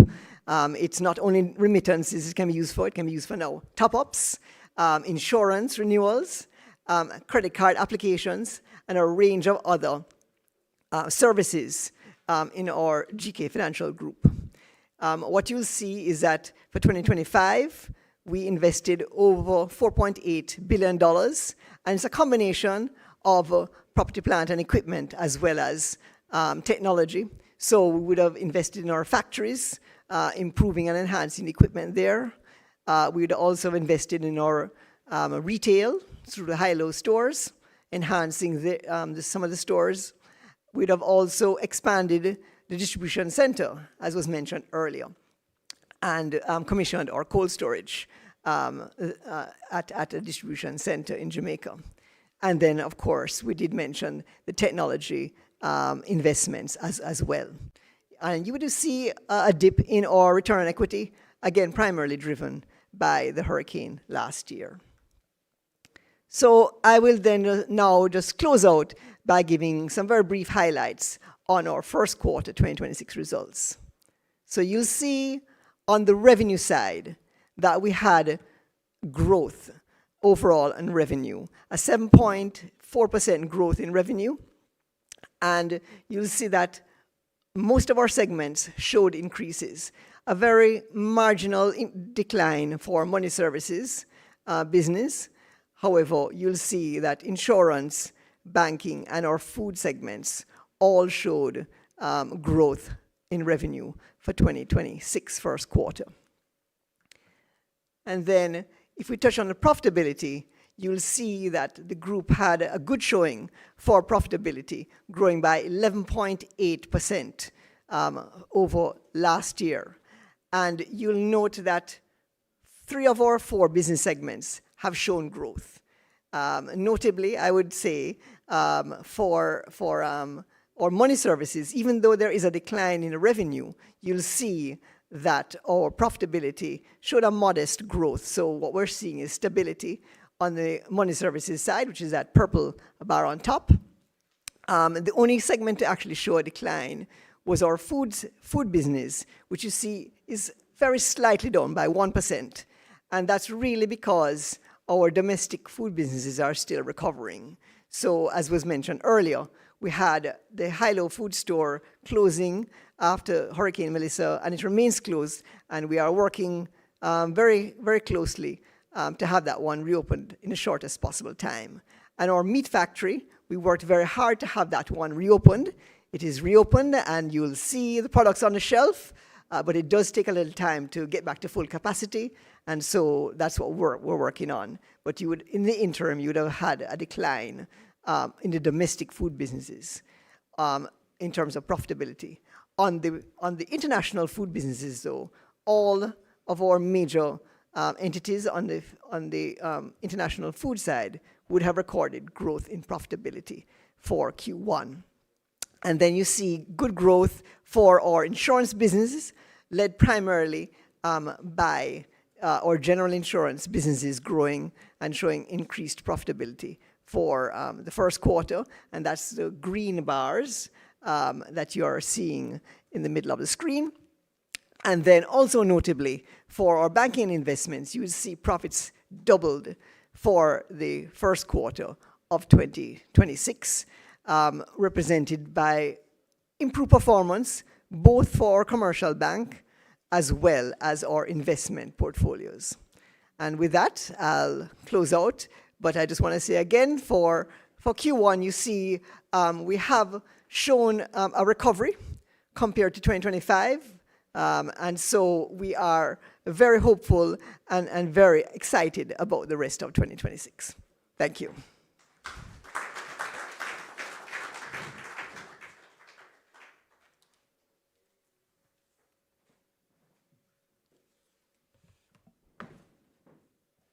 Thank you very much, Frank and Andrew.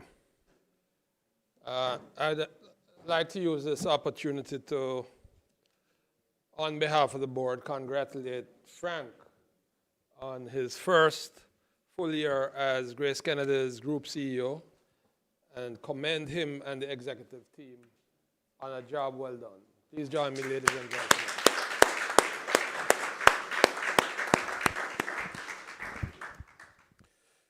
Ladies and gentlemen, we will now take the next 30 minutes or so to answer your questions. Frank James, our Group CEO, will answer questions with the assistance of GK's senior leadership team. Madam Secretary, we will now take questions from the floor first. Is that correct? So I invite questions from the floor. And if you are reluctant, I think the Secretary already has a number of questions lined up online. Yes, Mr. Livingston. First one is the stock split.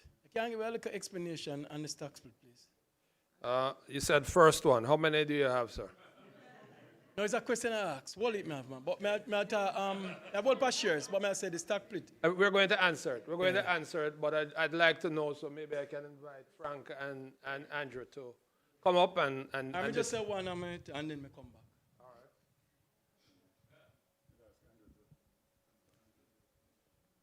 Go ahead, Andrew. Thank you for that question. And so in relation to stock splits, We have not had a stock split in recent times. No. Oh. That one, no. The stock split, we have how much here? About 2 years? Something? I don't quite remember. Stock split, I let me ask about. But if you refer to the buyback, because the last stock split we had was actually in 2016. We haven't had any since 2016. But if you're referring to the share buyback, which took place during 2024 and 2025, yes, we did have a buyback program, and that was concluded.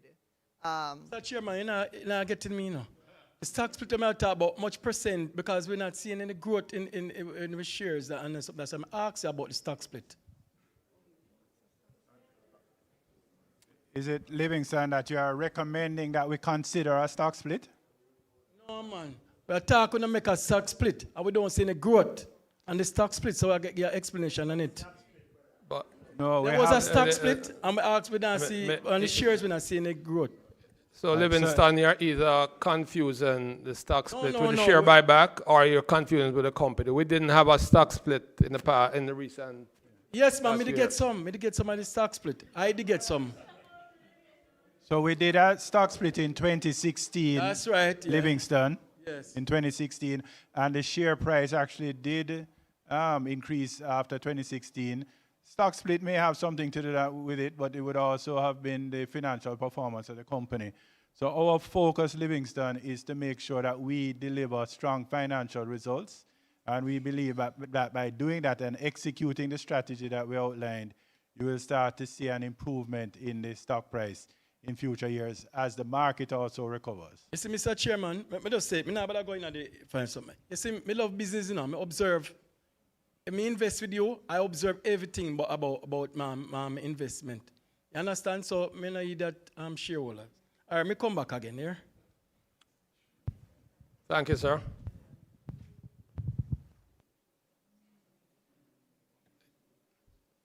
Any other questions?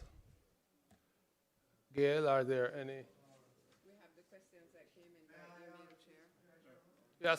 Yes, sir. Mr. Elliston. I've always liked it. Well, my name's Arthur Ellison. I've always liked the idea of our company looking forward to being listed on an international stock market. I believe you had some comment on that at our last AGM, CEO. Do you care to expand on it somewhat to let's see where we might be moving toward that? And of course, increasing the value of our holdings. Sure, and I'm going to really ask our group CFO to talk about that. But the primary thing is when we have met with our investment bankers, they said it is a good idea based on the way that we have been growing the business globally, but the timing of it is important and when we do that. So that's what I'm going to ask Andrew to speak a little bit about how we determine what is the appropriate time to make such a move if we make such a move. I'm sure he'll tell us the right thing. Thanks. So, yes, this is something that is on our time horizon in terms of where we want to take the group long term. What we see is that to list on an international exchange, there are certain key factors that shareholders on the international market are looking for. They're looking for a certain size, and they're also looking for a certain diversification in both your revenue and your profitability. So things like what percentage of your revenue is in the developed market, and also what's your plan and how have you demonstrated that you've had success in growth. And so we have been showing improved diversification where both revenue and profits have grown overseas. And we have been growing in particular in the major diaspora markets like the US and UK and Canada. So we're on that journey and we are showing improvements.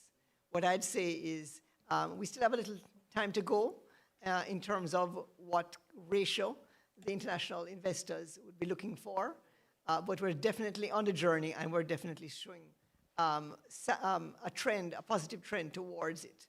I can't give a timeline as to exactly when because we would need to also see what's a good timing for when the market will be most receptive to that type of international listing. But it's definitely something that we continue to look towards and plan towards. Thank you, CFO.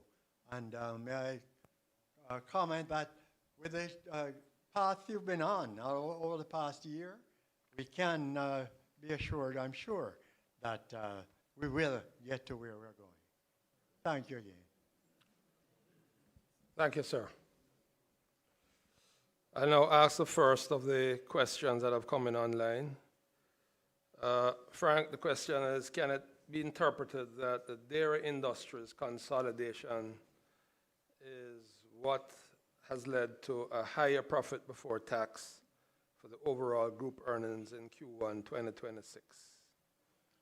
Dairy Industries does at least a billion in annual PBT, but GK only reported half of that accrued net profit in Q1 2020. It says 2025, but I think he meant 2026. Thanks, and I think that question came from David. Thanks very much, David Rose. There are three primary factors that have led to the improvement in our PBT.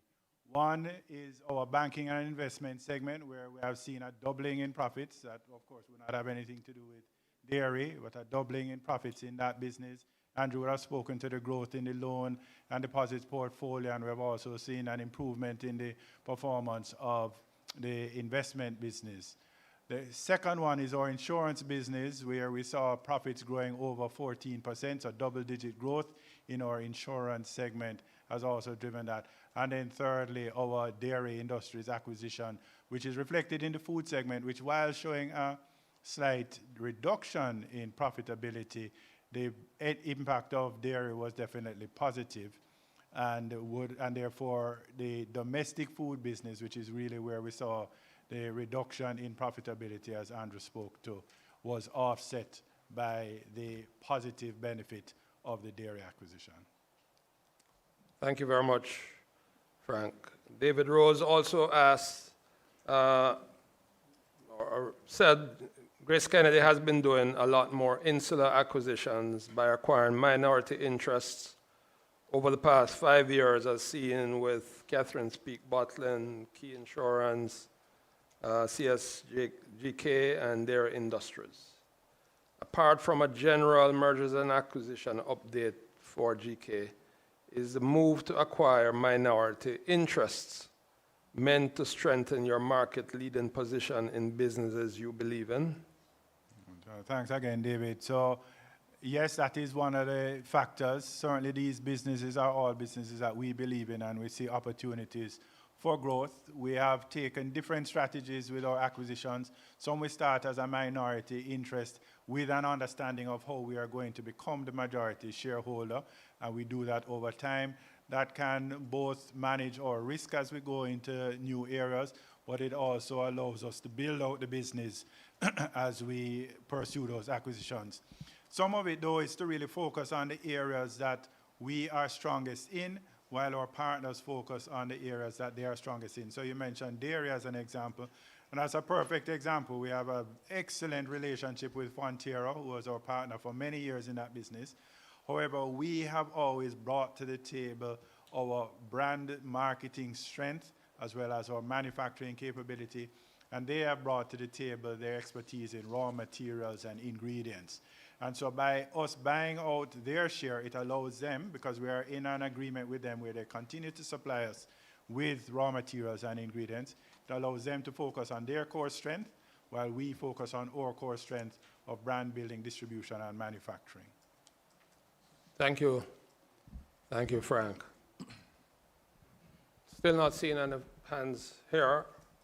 The next question, I think, may have been written before your presentation was complete, Frank, but I think it bears asking because it allows us to reinforce the status of some of our key assets. It says, the question is about current market disruptions. What is the status of the GK meat factory in Westmoreland? How has the Hurricane Melissa event impacted operational capacity across the business in 2026? And how is GK navigating supply chain disruptions and higher costs from the global commodity shock and geopolitical shakeup? Thanks for that question, David. And I think I saw Carl Barnett here earlier. So, and he's drove in from Savlamar just for the AGM and heads our meats factories. I'll ask him to join me in answering this question. But the meats factory, as we said, we are very proud of the team that they got it up and running by the end of December. It was no easy feat, but we're not up to full capacity yet. And therefore, we have a plan around how quickly we want to be able to meet the demand. Because the truth is, there's very strong demand for Viennas and Franks, and we are still trying to meet that demand. And Carl can speak more to that and some of the things that we have done in terms of being able to get more product out of the factory. Just ahead of that, though, just generally speaking, is Zach Mars here? If not, I will just mention that the supply chain disruptions is something that we take very seriously and have been actively working as an executive committee. The truth is, we have been focused on improving and enhancing supply chain from long before this issue of the Strait of Hormuz, because we saw it in COVID, the impact. And so we started on a program from the beginning of COVID really to enhance our supply chain and logistics expertise. It included training our people, it included investing in new systems, it included revamping our business processes and really getting greater sight of our products as they move all across the globe so that we can anticipate them. We have also, through the implementation of our S/4HANA, been able to further improve our supply chain. We have seen big improvements in our availability service levels as a result of those investments in our supply chain. And we have been diversifying our sources of supply very actively over the last 5 years. So all of those have actually put us in a very good position. It doesn't mean that these shocks don't affect us, but we are in a much better position today because of the investments we made over the last 5 years in our supply chain. The higher costs are a reality, and you would have seen in the media where we have passed on some of those higher costs to our consumers. Clearly, as a business, we wouldn't have been able to absorb all of those. But what we have also been doing is very focused on how we can take cost out of our operations so we can limit how much we have to pass on to the consumer. We're also very focused on what we call our value innovation. So our Caribbean Choice brands and even finding ways to create bundles for our consumers is a key focus in terms of managing the impact of these costs on our business. You'd have seen what we're doing around energy costs, which has saved a lot of money, and what we're doing around technology. So with that, let me ask Carl to speak specifically to meats and how we're going to get up to demand levels for our meat products. Thank you, Chair, and good afternoon, everyone. So the Hurricane Melissa was really devastating at Meat Division in Westmoreland. Almost every single one of our roof at the facility was impacted somehow. In addition, our entire solar farm was completely devastated. Many of our employees' homes were impacted, and it was a really, really difficult time. But I want to thank the employees, our maintenance team, all of our employees came together and implemented a plan of action to get the plant back up and running. I want to thank the execs for their support, and all of GK really came together and made it very possible for us to get up and running. During this time period, November and December, we took the time, we got the plant up and running, and we started production in January. As you can imagine, because of all of our roofs being damaged, there was a lot of our raw materials and packaging materials that were impacted. So it wasn't until about March that we really started getting up and running. And we're now running a second shift so that we can get the Viennas and other products all on the shelf. So thank you.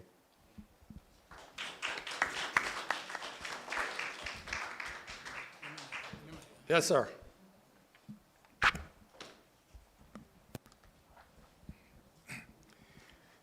Pleasant good afternoon, Lanzel Bloomfield here. Mr. Chairman, page 123, I have 3 questions.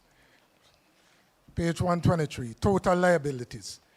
Mr. Chairman, in 2024, your total liabilities stood at 145,234,581 billion. And in 2025, this line item has jumped to 169,876,250 billion. What is being done to reduce your total liabilities?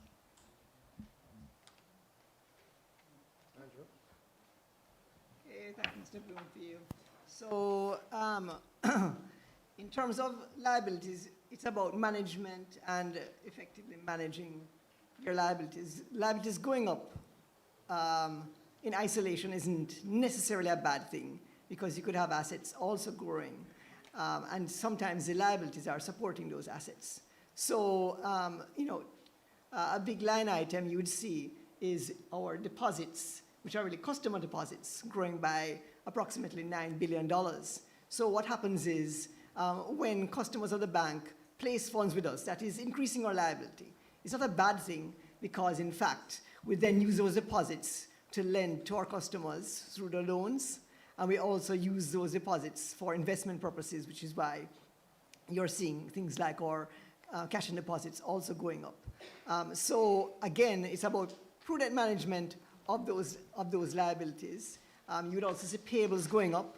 Payables are going up in relation to things like insurance claims, but we do have that backed by reinsurance, our reinsurance program, which is why on the receivable side, it also showed increases. So again, we're being very prudent about looking at our liabilities, looking at our obligations, and utilizing our assets to make sure that those, those liabilities are supported. The important thing to note is on a net basis. So when you subtract the liabilities from the assets, you would expect that the number should go up. And that is exactly what's happening. Because our equity, because that's the difference really between your assets minus your liabilities, you would note that in 2024, it was $86 billion. And in 2025, it has gone up to almost $92.9 billion. So overall, it's a more effective use on our balance sheet, where even though the liabilities are going up, the assets are actually growing faster than the liabilities. And that's an important measure for us as well. So yes, we continue to prudently manage the liability position, but quite likely as the group continues to expand, you would see increases in liabilities, but you have to make sure your assets are growing faster. Okay, thank you, and that. Same page, 123, note 6. Mr. Chairman, in 2024, your pledged assets was 78.77 million. In 2025, this has increased to 685.742 million. What are these pledged assets? Please clarify. Okay, thanks for that question. So pledged assets are really assets that the company holds in order to support certain liabilities. So on the balance sheet, you'll see the second line of the liabilities shows securities sold on agreements to repurchase. That moved from 75 million in 2024 to $658 million. And what those are obligations that we have to some of our investment customers. And so to make sure that we are securing those liabilities, we actually pledge some of our assets to those customers. So those two lines move directly in tandem. So what happens is when our customers place funds under those repo liabilities, we back them by pledging some of our investment securities to the customers as security. So that's why it's going up, because you'll see on the liability side, those repo liabilities have gone up, and the assets have been pledged to secure those liabilities. In the event that they get paid down, then we can remove the pledge on those assets. Okay, last question. Page 233, note 26. Mr. Chairman, in 2024, your occupancy cost was $4,118,761.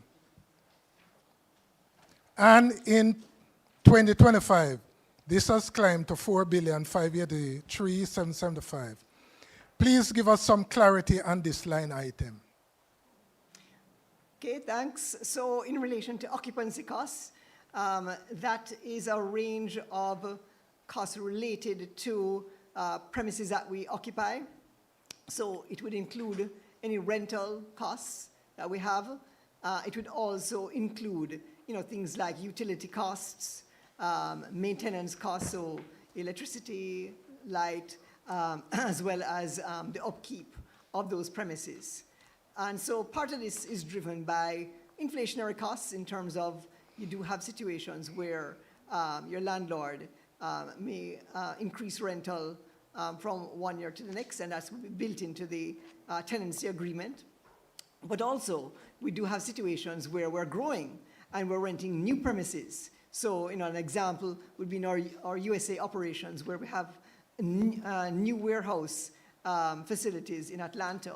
So we would have expanded to that state in order to grow further.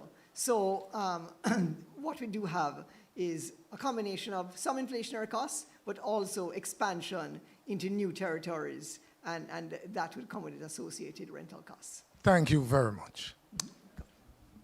Thank you, sir. Mr. Chairman, Livingston, from the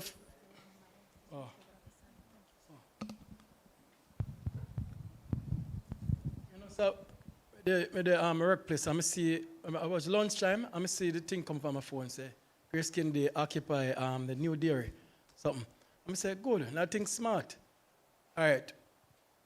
When I was a boy, milk come from cheese, So when I was a boy in the country, I like hot bread. The other way around. With cheese. You understand? Explain to the shareholders what are the plans to grow the dairy, thing they want to invest in. All right, thanks very much, Livingston. Excellent question. The acquisition was supported by a strong business case around growth. And so there are a number of areas that we want to see growth. One is innovation. This business has largely been around tasty cheese, but over the last 6 or 7 years, we have diversified into a number of other products like sour cream, yogurt. Repeat that one again, Mr. Huh? Repeat that something with that, sir. We have diversified into new products. So the dairy factory is going to be able to produce new products that we think will be able to expand and grow our revenue. Things like sour cream, shredded cheese, the cheese that I showed you earlier today, the squeezy bottled cheese sauce. So there are a number of other dairy products that we think we can expand into. In addition to which, our traditional cheese in a can is continuing to grow, and we are finding new markets for that cheese. So the other thing is to drive our export growth and to find new markets for both our cheese and the other dairy products. So innovation and geographical expansion are two of the key drivers.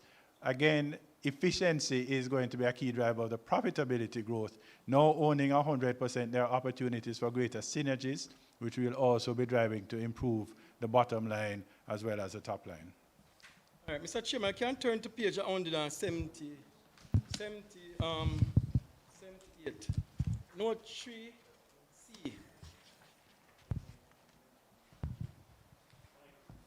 Dear Mr. Chairman, as at December the 31st, 2025, 1 to 3 month, 3 to 12 month, 1 to 5 month owners. All right, you see here right here, subsidiaries sold under agreement, purchases, bank and other loans. What made up this bank and other loan of 8,800,000 and securities sold under agreement of 5,049,400. Can I explanation 1 to 3 months? Okay, thanks. Thanks for that. So this is really speaking to our liquidity risk for certain liabilities, and it's showing the different time periods in which we have to repay these obligations. So in relation to securities sold under agreements to repurchase, it's really saying that within that 1 to 3 month bucket, 549 million is due within that time frame. And I mentioned it earlier in terms of what this is. These are really amounts placed by customers or investment customers with our investment house. In relation to bank and other loans, these would be amounts that we have borrowed primarily to fund things like capital expenditure and working capital. And so, again, if we look at the various time buckets as an example, for the 1 to 3 month category, $8.8 billion is due within that 3 month period. And so it's really showing the points in time that we have to make repayments on these loans. Mr. Chairman, looking at center this group, 1 to 5 months. What does signify the dash between 1 to 5 months? What that signify under security agreements? Okay, so in relation to when you say a dash, that really means that there's no value there. It's really a zero, but we represent it with a dash. So there's no amount in that particular time frame. Look at the bottom part, trading and other payables. What made up this trading and other payables? $22,200,000. Explain to me. 1 to 3 months. Yes, so the trade and other payables represents amounts that we owe. It can be for a number of reasons. The main one I would say is in relation to our suppliers, where when we buy food products, we would owe our suppliers for these amounts. And so it's showing that within that time frame, we would be owing some of our suppliers. But there are other obligations there as well. You know, things like we would owe statutory obligations, we would owe for utilities and other obligations. All right, thank you very much, Mr. Chair. Thank you very much, Livingston. We're almost out of time, but David Rose, Stephen asked a question which he directed to you. And it goes, there is an increase in market consolidation in the Jamaican financial sector. How is GraceKennedy positioning itself to build its capacity in capital markets and insurance? Also, how is it expected that Twin Peaks, Basel III expected to impact the capital allocation plan in GK's financial services? Thank you. Thank you, Mr. Rose. So yes, there is quite a bit of consolidation in the financial services sector, and I think from what we heard Frank talk about earlier today, GK has been quite active in that consolidation. So they continued the finalization of the acquisition of Key Insurance as a delisting and bringing our share to 98.9%. Plus, over the last few years, we've also added the GK Life business across the region and over a series of transactions. So I think Mr. Rose is correct. There is a lot of value in the consolidation in the industry because people see that as an opportunity for scale, and as we do here at GK, scale gives you the opportunity to price your products effectively and to really build on the strong market positions that we have already in our money services business, where we are the leader in that business in the region, and other industries like allied insurance brokers, where we are the leading insurance broker in Jamaica. Other areas like our general insurance business, where we are a very, very large player in the Jamaican market. And so I think consolidation is a big part of our strategy, and we are very much aligned with that. As it relates to capital and the use of capital, I think Mr. Rose was mentioning what is happening, and I would just shortly respond by saying that we believe that capital should be allocated where it's going to get the highest level of return. And so we've been working continuously looking at the industries, looking at what is changing in the respective industries in which we operate in, and as a group, focusing on allocating our resources to where we think we will be able to generate the highest level of return to our shareholders. Thank you very much, Stephen. We're almost out of time, but I'll ask this one because at least two people have asked the same question. This one is from Elaine Maxwell Barrett. Is there a significant financial impact resulting from the new tax on sugary drinks? What change did we make in the advent of this new tax? Thank you for that question. Yes, there has been a meaningful impact. You would have seen where we have had to pass on a price increase to the market. Now, that price increase is not just driven by the sugar tax. There are other things that are impacting that, like raw material and packaging costs also going up. We have tried as best to minimize what we have to pass on, but clearly we would have had to pass on some of that impact. The good news is that our process around reducing sugar started long before the sugar tax. So we have had a very active process in looking at what we call our Better For You products, and taking both new products that will fit that bill, but also taking existing products, including our beverages, and reducing sugar over time in those, or replacing sugar with alternatives. So we are already on that journey, and it is something that we actively are pursuing through our Global Category Management Unit.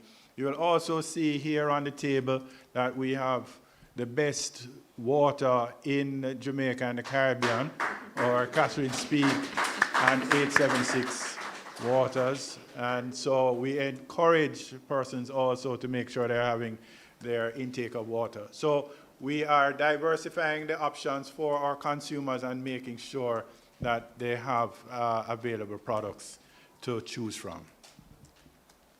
Thank you very much, Frank. Ladies and gentlemen, we are now at the end of the time allotted for question and answer. Yes, sir. Yes, Mr. Ellison. A few moments more. Sure, sir. For you, we'll take one last question. Thank you. You spoke a little while ago, CEO, about the value of a top-up which will be added to our apps. Would it be have capacity for the Bank of Jamaica's Jamdex, which I understand is also going to be a cheaper operation for you who might go in on it? Great question. I'm going to ask Stephen to speak to the question of CBDC and Jamdex and all of you on that. Stephen? Yes, so we are very, very much focused on a digital way forward for our businesses. And Central Jamdex is a critical part of the Bank of Jamaica's plan moving forward. We have looked at it in from our banking perspective, as well as from our digital wallet perspective, and are certainly open to incorporating it into our plans. For these things to work, there has to be a nationwide ecosystem for not just for the wallet to be able to facilitate the Jamdex transactions, but for people at various points of sale all across the country to be able to use it there. And so it is a part of a process that we are open to contributing to, and so we'll be working, our digital teams and our banking teams will be working with the central bank over the months and years to try and make sure that its rollout is as successful as possible. Thank you. Thank you. Thank you very much. Thank you very much, Mr. Ellison. Thank you, Stephen. As I was about to say, we are now at the end of the time allotted for question and answers. And we thank Frank, Andrew, Stephen, Carl, and the others who contributed to this segment.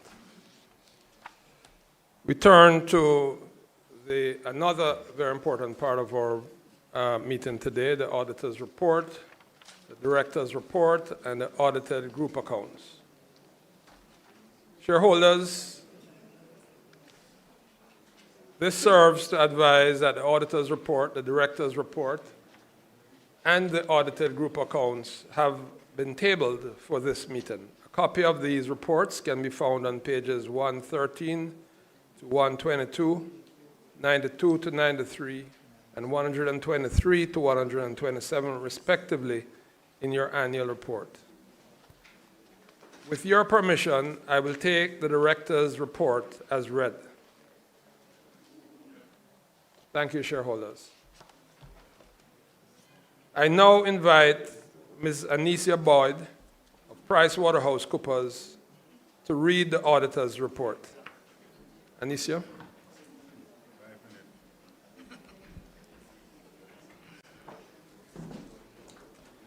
Thanks, Professor Shirley, and good afternoon, everyone. Independent Auditor's Report to the members of GraceKennedy Limited. Report on the audit of the consolidated and standalone financial statements. Or opinion.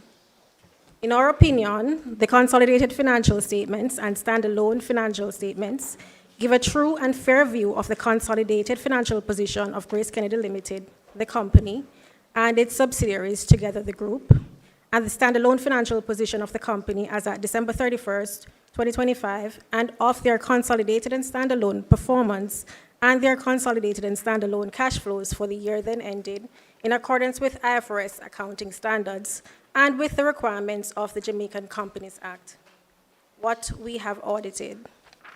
The group's consolidated and standalone financial statements comprise the consolidated financial position as at December 31st, 2025, the consolidated income statement for the year then ended, the consolidated statement of comprehensive income for the year then ended, the consolidated statement of changes in equity for the year then ended, the consolidated statement of cash flows for the year then ended, the company statement of financial position for as at 31st December 2025, the company income statement for the year then ended, the company statement of comprehensive income for the year then ended, the company statement of changes in equity for the year then ended, the company statement of cash flows for the year then ended, and the notes to the financial statement comprising material accounting policy information and other explanatory information.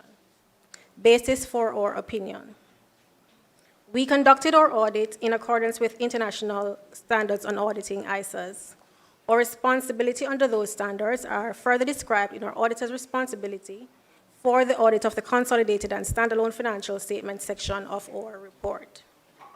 We believe that the audit evidence we have obtained is sufficient and appropriate to provide a basis for our opinion. Independence. We are independent of the group in accordance with International Code of Ethics for Professional Accountants, including International Independent Standards, issued by the International Ethics Board of Accountants, ISBA Code, as applicable to the audits of financial statements of public interest entities. We have also fulfilled our other ethical responsibilities in accordance with the ISBA Code. Our audit approach, audit scope. As part of designing our audit, we determined materiality and assessed the risk of material misstatement in the consolidated and standalone financial statements. In particular, we considered where management made subjective judgments, for example, in respect of significant accounting estimates that involved assumptions and considering future events that are inherently uncertain. As in all our audits, we also addressed the risk of management override of controls, including, among other matters, consideration of whether there was evidence of bias that represented a risk of material misstatement due to fraud. How we tailored group audit scope. We tailored the scope of our audit in order to perform sufficient work to enable us to provide an opinion on the consolidated financial statements as a whole, taking into account the structure of the group, the accounting processes and controls, and the industry in which the group operates. Key audit matters. Key audit matters are those matters in our professional judgment were of most significance in our audit of the consolidated and standalone financial statements of the current period. These matters were addressed in the context of our audit of the consolidated and standalone financial statements as a whole and informing our opinion thereon, and we do not provide a separate opinion on these matters. We have determined that there are no key audit matters as it pertains to the standalone financial statements in our report. Key audit matter, valuation of insurance contract liabilities for insurance contracts group. Refer to notes 2R, 44, and 17 of the financial statements for disclosures relating to the accounting policies and balances. As at the 31st of December 2025, the total insurance contract liabilities amounted to 22.91 billion, or 13% of total liabilities for the group. Insurance contract liabilities are determined in accordance with IFRS 17 insurance contracts. The group is liable for all insured events that occurred during the term of the contract, even if the loss is discovered after the end of the contract term. As a result, liability claims are settled over a long period of time, and a portion of the claim provisions relates to IBNR claims. Management uses an external actuaries in determining the valuation of insurance liabilities, to which management applies a discount rate and risk adjustment factor for non-financial risk. The cost of capital method was used to derive the overall risk adjustment for non-financial risk.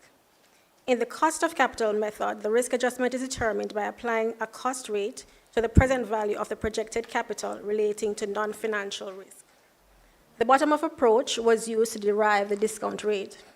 Under this approach, the discount rate is determined as the risk-free yield adjusted for differences in liquidity characteristics between the financial assets used to derive the risk-free yield and the relevant liability cash flows known as the illiquidity premium.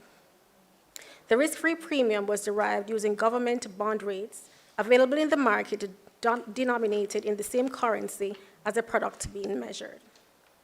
We focused on this area due to the complexity in actuarial methods and significant management judgment applied to the discount rate, risk adjustment factor, and claim settlement pattern. How we addressed the key audit matter. Our approach to addressing the matter with the assistance of our actuarial experts included the following procedures, amongst others. Evaluated the accounting policies for material changes, updated our understanding of management's end-to-end process and controls supporting the determination of insurance contracts, tested on a sample basis the completeness, accuracy, and reliability of the insurance contracts and related claims to source documents as it pertained to premiums, unearned premiums, claims outstanding, and claims paid. Assessed the independence, experience, and objectivity of management's actuarial experts. Evaluated the suitability of the methodology used by management's actuary in establishing insurance contract liabilities against established actuarial practice and/or knowledge and experience. Performed a methodology and assumptions assessment of management's determination of discount rates and risk adjustment in the actuarial valuation considering market data and component-specific facts. Evaluated and tested the reasonableness of management claim settlement pattern by inspecting historical information and sensitized the outputs to evaluate for management bias. Compared the loss development patterns, which are used to discount the reserves, to the claim settlement patterns and recalculated the discount rate applied to the insurance contract liability. Recalculated the risk adjustment factor based on management's selected distribution and confidence level for future loss emergence. Key audit matter. Loans receivable and debt securities, probabilities of default, forward-looking information, and significant increase in credit risk.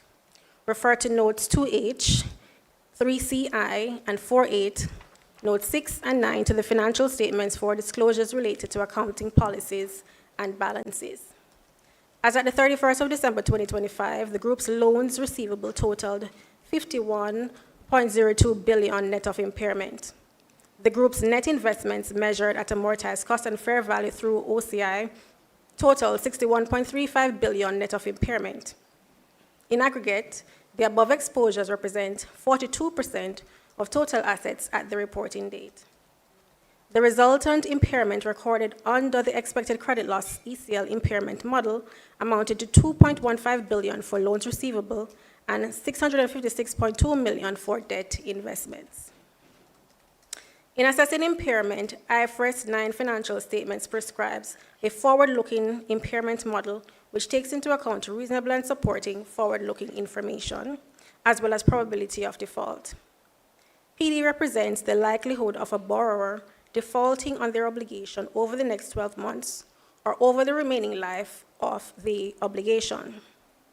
The 12-month and lifetime PDs are determined differently for loans receivable and debt investments. For loans receivable, management developed PDs based on group-specific historical default rates for each industry classification. In performing historical analyses, management identified economic variables impacting credit risk and ECL for each portfolio. For debt investments, which include sovereign and corporate securities, PDs are developed by reference to external data collated by Standard & Poor's S&P with adjustments for industry and country-specific risks where appropriate. The estimation and application of forward-looking information require significant judgment. Stage 1 and Stage 2 credit loss allowances are modeled based on macroeconomic variables or changes in macroeconomic variables, which most closely correlate with credit losses in the relevant portfolio. Each macroeconomic scenario used in the ECL calculation incorporates forecasts of the relevant macroeconomic variables. In the event of a significant increase in credit risk, an allowance or provision is required for ECL, resulting in all possible default events over the expected life of the financial instrument lifetime ECL. The consideration for days past due, as well as adverse changes in the borrower's credit rating, industry, or the economic environment are factors considered in determining whether there has been a significant increase in credit risk. The estimation of ECL in stage 1 and 2 and stage 2 is a discounted probability-weighted estimate that considers a minimum of 3 future macroeconomic scenarios. The base case scenario is derived from macroeconomic forecasts, which are publicly available. Upside and downside scenarios are set relative to the base case scenario based on reasonably possible alternative macroeconomic conditions. We focus on this area due to the complexity of the techniques used to determine PDs and to identify significant increase in credit risk and a number of significant judgments made by management regarding possible future economic scenarios as it pertains to loans receivable and debt investments. How our audit addressed the key audit matter. Our approach to addressing the matter with the assistance of our valuation experts included the following, amongst others. Updated our understanding of management's ECL model, including any changes to source data and assumptions. Tested the completeness of all loans receivable and debt investments to determine whether all items were included in the ECL models by agreeing the models to detailed loans and investment listings. Evaluated the reasonableness of management's judgments pertaining to PD, significant increase in credit risk, and forward-looking information, including macroeconomic factors impacting the weighting of the scenarios as follows. PD. Tested the critical data fields used in the ECL model for the PD determination, such as default rate, effective interest rate, write-off data, and loan type by tracing data back to the source documents and external market data where applicable. Recalculated days past due, a key data input into the PD parameter in the group's banking system on a sample basis. Significant increase in credit risk. Evaluated staging of the loans receivable for on a sample basis and compared our results to those identified and classified by management. Debt investments. PD. Tested the critical data fields used in the ECL model, such as the maturity date, amortized cost, accrued interest, credit rating, and interest rate by tracing data back to the relevant source documents. Agree the credit ratings and historical default rates used to calculate the PDs on a sample basis to external sources such as external rating agencies. Significant increase in credit risk. Tested on a sample basis the accuracy of the initial credit risk and the credit risk at the reporting date using rating agency definitions of investment grade, and evaluated the appropriateness of the group classification of debt investments at stage 2. Performed an independent qualitative assessment for a sample of borrowers to determine if there was any adverse public information affecting the criteria used to perform the staging. Inspected the financial statements of a sample of borrowers to determine if there was any significant downturn in financial performance and aid in assessing the staging of borrowers. Forward-looking information, loans receivable and debt investments. Assess the reasonableness of the group's methodology for determining economic scenarios, including the appropriateness of the gross domestic product and unemployment rate, economic factors utilized by management. Evaluated the reasonableness of the weighting used for the upside and downside scenarios by agreeing forward-looking economic information to external sources published or pronounced by reputable third parties. Sensitize the probability weightings using the expected credit loss calculation. Other information. Management is responsible for the other information. The other information comprises the annual report, but does not include the consolidated and standalone financial statements and/or auditor's report thereon. which is expected to be made available to us after the date of this auditor's report. Our opinion on the consolidated and standalone financial statements does not cover the other information, and we will not express any form of assurance conclusion thereon. In connection with our audit of the consolidated and standalone financial statements, our responsibility is to read the other information identified above when it becomes available, and in doing so, consider whether the other information is materially inconsistent with the consolidated and standalone financial statements, or our knowledge obtained in the audit, or otherwise appears to be materially misstated. When we read the annual report, if we conclude that there is a material misstatement therein, we are required to communicate the matter to those charged with governance.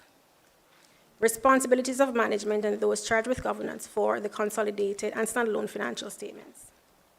Management is responsible for the preparation of the consolidated and standalone financial statements that gives a true and fair view in accordance with IFRS accounting standards and with the requirements of the Jamaican Companies Act, and for such internal controls as management determines is necessary to enable the preparation of the consolidated and standalone financial statements that are free from material misstatement, whether due to fraud or error. In preparing the consolidated and standalone financial statements, management is responsible for assessing the group and company's ability to continue as a going concern, disclosing as applicable matters related to going concern, and using the going concern basis of accounting unless management either intends to liquidate the company, the group, or the company, or to cease operations, or has no realistic alternative but to do so. Those charged with governance are responsible for overseeing the group and company's financial reporting process. Auditor's responsibility for the consolidated and standalone financial statements. Our objectives are to obtain reasonable assurance about whether the consolidated and standalone financial statements as a whole are free from material misstatement, whether due to fraud or error, and to issue an auditor's report that includes our opinion. Reasonable assurance is a high-level assurance, but is not a guarantee that an audit conducted in accordance with the ISAs will always detect a material misstatement when it exists. Misstatements can arise from fraud or error and are considered material if individually and in aggregate they could reasonably be expected to influence the economic decisions of users taken on the basis of these consolidated and standalone financial statements. As part of an audit in accordance with ISAs, we exercise professional judgment and maintain professional skepticism throughout the audit. We also identify and assess the risk of material misstatement of the consolidated and standalone financial statements, whether due to fraud or error, design and perform audit procedures responsive to those risks, and obtain audit evidence that is sufficient and appropriate to provide a basis for our opinion. The risk of detecting a material misstatement resulting from fraud is higher than for one resulting from error, as fraud may involve collusion, forgery, intentional omissions, misrepresentations, or the override of internal control. Obtain an understanding of internal control relevant to the audit in order to design audit procedures that are appropriate in the circumstances, but not for the purposes of expressing an opinion on the effectiveness of the group and company's internal control. Evaluate the appropriateness of the accounting policies used and the reasonableness of the accounting estimates and related disclosures made by management. Conclude on the appropriateness of management's use of the going concern basis of accounting based on the audit evidence obtained, whether material uncertainty exists related to the events or conditions that may cast significant doubt on the group or company's ability to continue as a going concern. If we conclude that a material uncertainty exists, we are required to draw attention in our auditor's report to the related disclosures in the consolidated and standalone financial statements, or if such disclosures are inadequate, to modify our opinion. Our conclusions are based on the audit evidence obtained up to the date of our auditor's report. However, future events or conditions may cause the group or the company to cease as a going concern. Evaluate the overall presentation, structure, and content of the consolidated and standalone financial statements, including the disclosures, and whether the consolidated and standalone financial statements represent the underlying transactions and events in a manner that achieves fair presentation. plan and perform the group audit to obtain sufficient appropriate audit evidence regarding the financial information of the entities or business units within the group as a basis for forming an opinion on the consolidated financial statements. We are responsible for the direction, supervision, and review of the audit work performed for the purposes of the group. We remain solely responsible for our opinion. We communicate with those charged with governance regarding, amongst other matters, the planned scope and timing of the audit and significant audit findings, including any significant deficiencies in internal control that we identify during our audit. We also provide those charged with governance with a statement that we have complied with the relevant ethical requirements regarding independence, and to communicate with them all relationships and other matters that may reasonably be thought to bear on our independence where applicable, actions taken to eliminate the threats or safeguards applied. For the matters communicated with those charged with governance, we determined those matters that were of most significance in the audit of the consolidated and standalone financial statements of the current period and are therefore key audit matters. We describe these matters in our audit report unless law or regulation precludes public disclosures about the matter, or when in extremely rare circumstances we determine that a matter should not be communicated in our report because the adverse consequences of doing so would reasonably be expected to outweigh the public interest benefits of such communication. Report on other legal and regulatory requirements. As required by the Jamaican Companies Act, we have obtained all the information and explanations which, to the best of our knowledge and belief, were necessary for the purposes of our audit. In our opinion, proper accounting records have been kept so far as it appears from examination of those records, and the accompanying consolidated and standalone financial statements are in agreement therewith and give the information required by the Jamaican Companies Act in the manner so required. The engagement partner on the audit resulting in this independent auditor's report is Paul Williams. Signed, PricewaterhouseCoopers, Chartered Accountants, Kingston, Jamaica, March 2, 2026.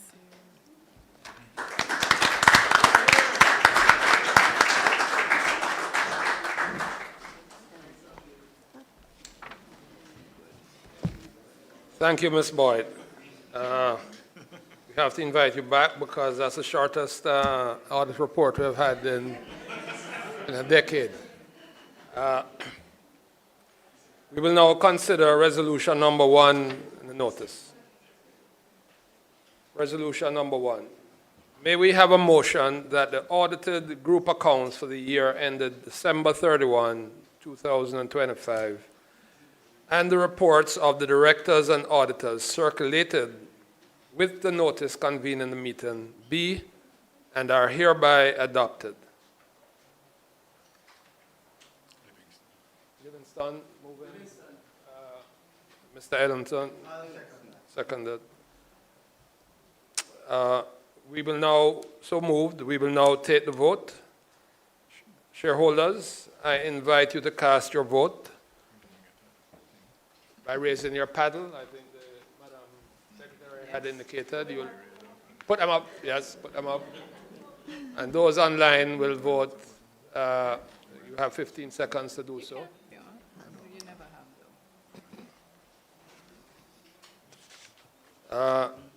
Thank you to the shareholders in the room.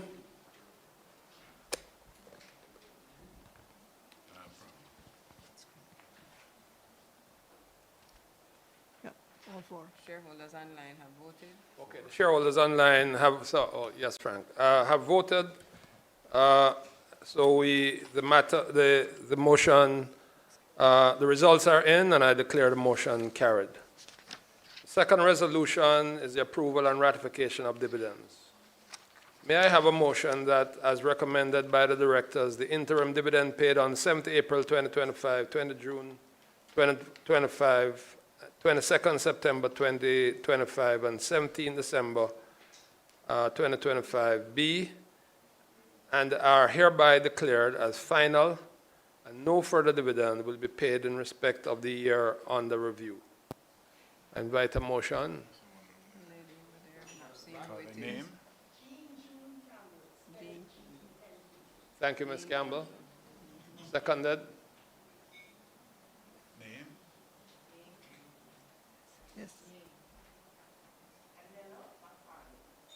Thank you, Ms. McFarlane. It's been moved and seconded. We now take the vote. Shareholders, I invite you to cast your vote both online and if you can show your paddles in the room.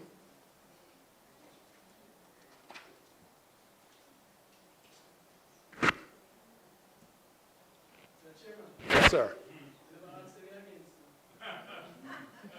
Oh, okay. I'll ask against.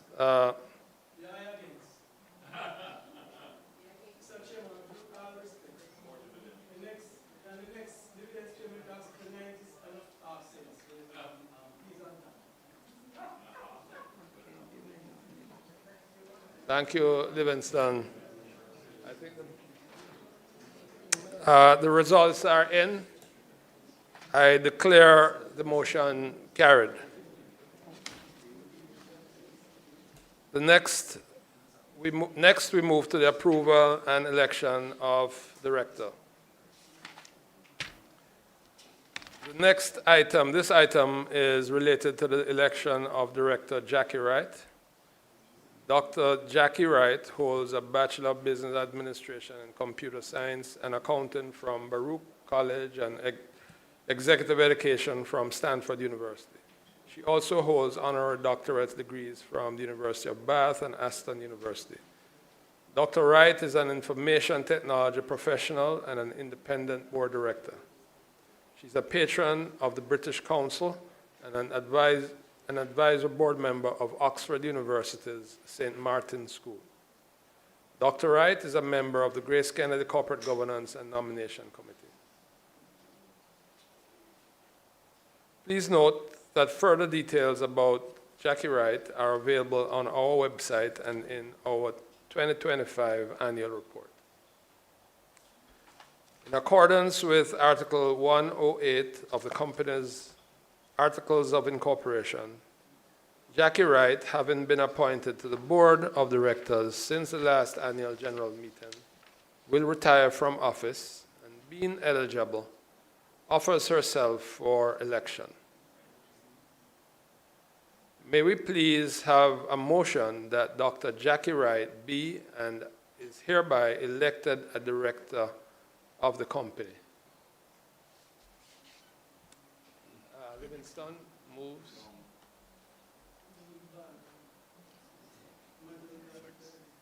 Seconded. Seconded. Frank James has. Oh, sorry. I'm happy to second it. Okay, Mr. Elliston. Thank you, shareholders in the room. We now move to the vote. Shareholders, I invite you to cast your vote here in the room and online.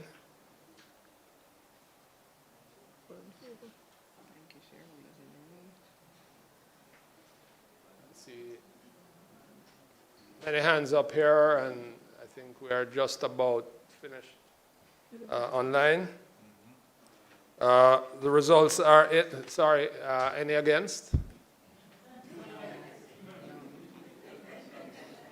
The results are in. I declare the motion carried.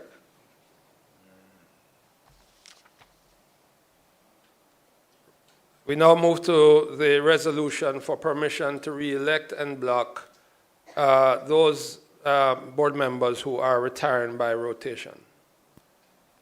The directors retiring from office by rotation pursuant to Article 102 of the company's Articles of Incorporation are Mr. Andrew Masado, Dr. Indiana Mintakoy, and Mrs. Gina Phillips Black, who, being eligible, offer themselves for re-election. Mr. Andrew Masado is an accountant and finance professional with years of experience in consolidation, budgeting, and accounting standards. He became a director of GraceKennedy Limited in April 2019. And Mr. Masado holds a Bachelor of Science degree in accounting and a Master of Science degree in accounting, both from the University of the West Indies. Dr. Indiana Mintakoy is Deputy Executive Director and Senior Lecturer at the Mona School of Business and Management at the University of the West Indies. She also leads the Entrepreneurship, International Business and Strategy arm of the and sits on the school's board of directors. She has expertise in diasporas, migration, entrepreneurship, sustainability, and corporate governance. In February 2026, Dr. Minta Coy was appointed as Senior Global Fellow to the Center of Leadership and Global Impact, the School of Management, University of Buffalo in New York. Mrs. Gina Phillips-Black is the chair of GraceKennedy's Corporate Governance and Nominations Committee. She is an attorney at law and partner of Myers, Fletcher & Gordon, and the head of the firm's commercial department. Mrs. Phillips-Black advises on local and cross-border mergers and acquisitions and a range of corporate finance and regulatory matters affecting those in the financial service sector, including anti-money laundering. She's also an active member of the Jamaican Bar Association's Commercial Law Subcommittee and the General Legal Counsel's Proceeds of Crime Committee. Please note that further details about all our GraceKennedy directors are available on our websites and in our 2025 annual report. All directors presented here have an excellent record of board meeting attendance and participation. The board is satisfied that these directors continue to make a valuable contribution to the board and have demonstrated their commitment to continue serving as directors. May we have a motion that the directors retiring by rotation and offering themselves for re-election, that is, Mr. Andrew Masado, Dr. Indiana Minta Coy, and Mrs. Gina Phillips-Black, be re-elected en bloc. Jean Campbell is moving. Jean Campbell, yes, move in. Daphne Disdale. Seconded.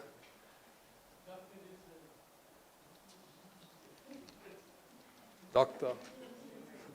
So moved. We now take the vote. Shareholders, I invite you to cut.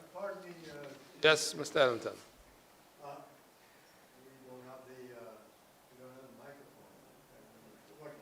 I'd like to comment that whereas the information and the biographical information about these directors are located where you mentioned. Yes. Obviously, we appreciate that. And frankly, I think that it's supposed to pretty much settle the point I'm coming with. And that is that we like to be satisfied that the fact that you chose these fellow directors and you chose others too is something that should bring complete satisfaction to all our shareholders. It's not something which at this time concerns any of us, I believe, but we have the experience where directors re-elected to the board of a very large company here, which is in Jamaica, seem to have fallen down somewhere on not noticing that the accounting procedures were properly adhered to. And consequently, there's a bit of concern now about how the company's future is going to play out. I'm really mentioning it because we've had this kind of a faith in Grace for a very long time. And I'm sure you've been giving thought to being sure that when you ask us to support directors, it's because you know the directors support us and the company. I simply would like to mention it to let you know that I appreciate that and look forward to seeing it continue. Thank you very much.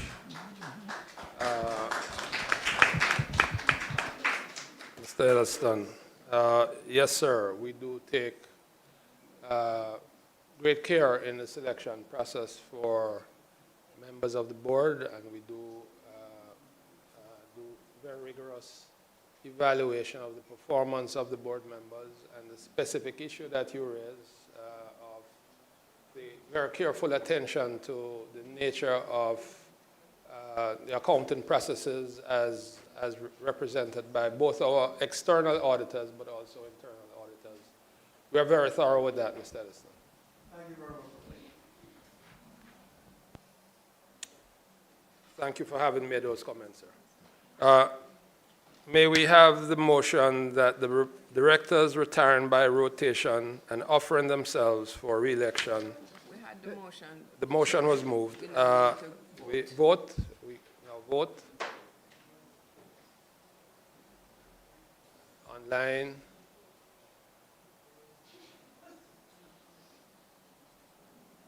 Yes, 100% online. 100% online, and we have the majority in the room. The results are in. I declare the motion carried. Re-election of directors retiring by rotation. So having said that, we can reappoint them en bloc. May we now have a motion that Mr. Andrew Masado, Dr. Indiana Mintokoy, and Mrs. Gina Phillips-Black be and are hereby re-elected directors of the company. Moved.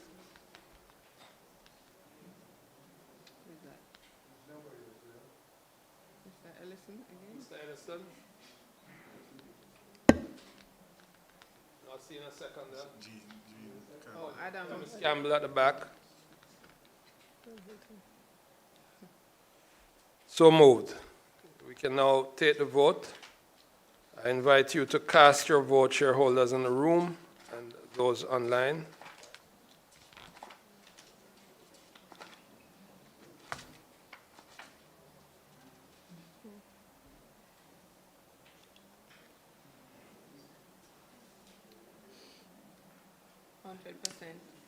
We now, having received the votes, 100% of the votes being cast online and seeing the majority in the room, the results are in. I declare the motion carried. Thank you, shareholders. We will now proceed to consider the resolution to approve the director's remuneration. May we have a motion that the amount shown in the accounts of the company for the year ended 31st December 2025 as fees of the directors for their services as directors be and is hereby approved, and that the compensation subcommittee, a subcommittee of the Corporate Governance and Nominations Committee of the Board of Directors, is authorized until the conclusion of the next annual general meeting to fix the fees of the directors. May I have a motion? Pardon? The figures are in the annual report. Pardon?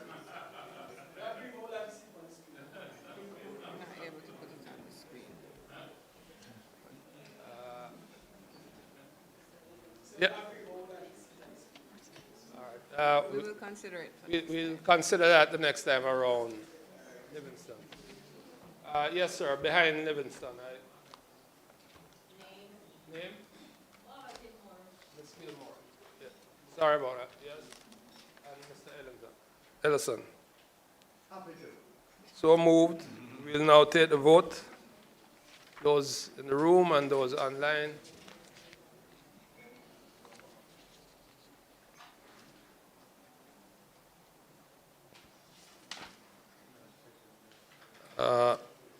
The results are in. 100% online. I declare the motion carried. Resolution number 5 relates to the appointment of auditors. May we have a motion that PricewaterhouseCoopers Chartered Accountants, having signified their willingness to serve, continue in office as auditors of the company pursuant to Section 154 of the Companies Act to hold office until the conclusion of the next annual general meeting at a remuneration to be fixed by the directors of the company. May I have a motion? Thank you very much, sir. Ms. Drisdale has seconded. Dr. Drisdale has seconded. So moved. We will now take the vote. Those in favor in the room, those online. Not seeing the online ticker this time, Gail, but.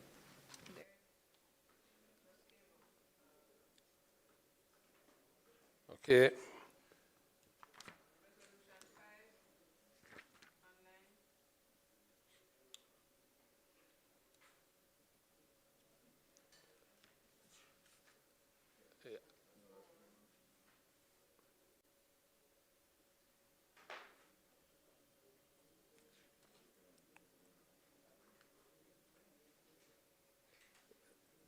Gail, it's carried both in the room and online. I'm not seeing it online. But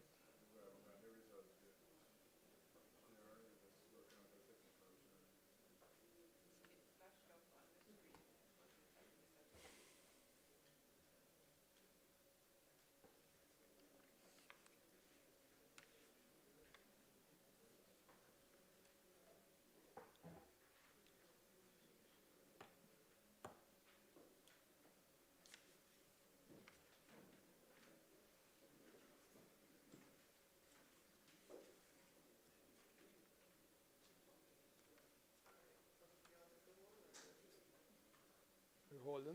Yes, Chair. There is an issue with the Zoom platform. It is not moving to the next resolution, and so we're just asking for a minute to resolve that. Thank you for your patience, members.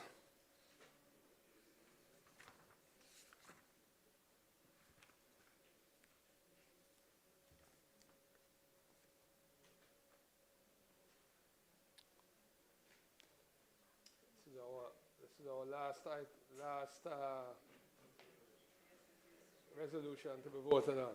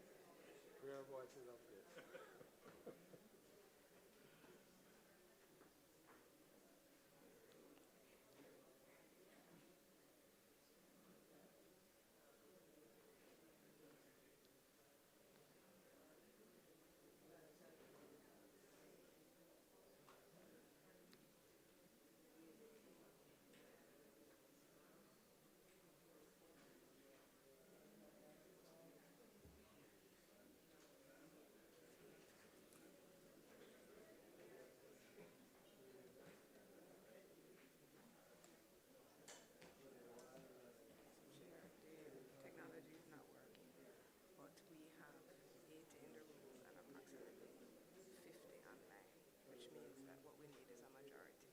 So if we get the shareholders in the room, we can proceed with the resolution. All right. Comfortable? Sure. Shareholders, we need to have a majority of votes to pass this resolution. We have approximately 80 persons in the room and about 50 online. We're having difficulty getting our online vote, but we would have a majority if everybody in the room who has their paddles and are supportive would raise those paddles. Can we see those? It looks like about 79 to me.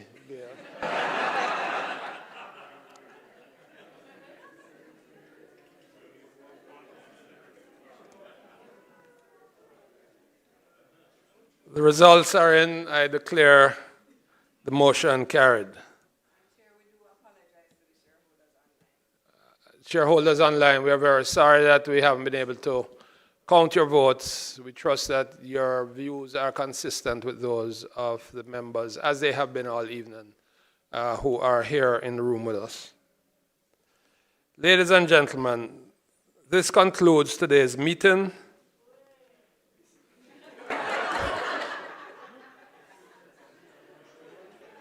To everyone who attended our 2026 AGM, whether here in person or online, thank you very much for participating.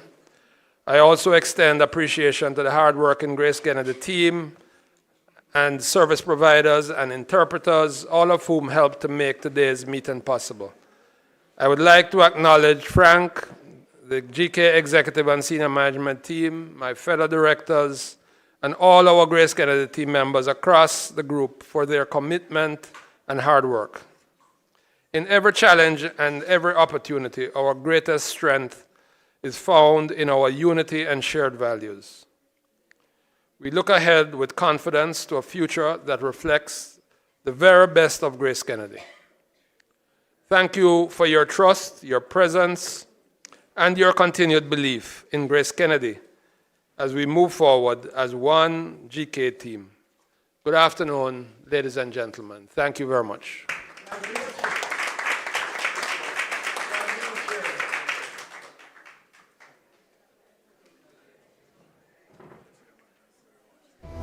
GK Capital, in association with Trinidad and Tobago Unit Trust Corporation, is pleased to introduce GK Mutual Funds, the trust that helps you build your own wealth. Choose from any of our 3 mutual funds that best suit your financial goals. The GK USD Income Fund, an instrument to serve the vision you have for your business. Start with an initial investment of $1,000 and subsequent minimum investments of $100 monthly. The GK Jamaica Dollar Growth and Income Fund, designed to serve all your personal goals. Start with an investment of 15,000 Jamaican dollars with successive minimum monthly investments of 1,500 Jamaican dollars. And the GK Jamaica Dollar Money Market Fund, the investment instrument to fund the plans you have for your small business. It only takes an initial investment of 15,000 Jamaican dollars to start and subsequent minimum investments of 1,500. Whatever your financial goals are, we have the fund to get you there. Build your own wealth. Your financial security matters. Contact your GK Capital Wealth Advisor today. Telephone 876-932-3290. Email gkmutualfunds@gkco.com or visit our website at www.gk-capital.com.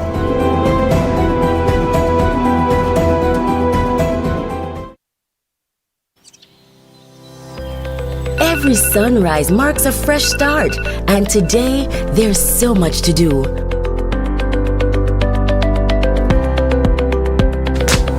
I begin my day by savoring moments with Mom over breakfast, filling our home with warmth and laughter. Then, it's time to get Joshua up and ready for school. As I gear up for a busy day, I rely on a trusted partner to handle my financial needs. From currency exchange to investments, they make managing my finances so convenient, to insurance and money transfers, allowing me to focus on what truly matters. And just like that, my to-do list is done. And I did it all gracefully with the GraceKennedy Financial Group. Visit GraceKennedyFinancialGroup.com. One group, one goal, so you too can live a graceful life. Being a farmer for over 15 years, Mr. Nash was always interested in ways to protect his investment. The protection he sought was found in the GK Weather Protect insurance scheme. Working with GK Weather Protect, I benefited from a payout, and it assisted me in getting me back on my feet. When I got the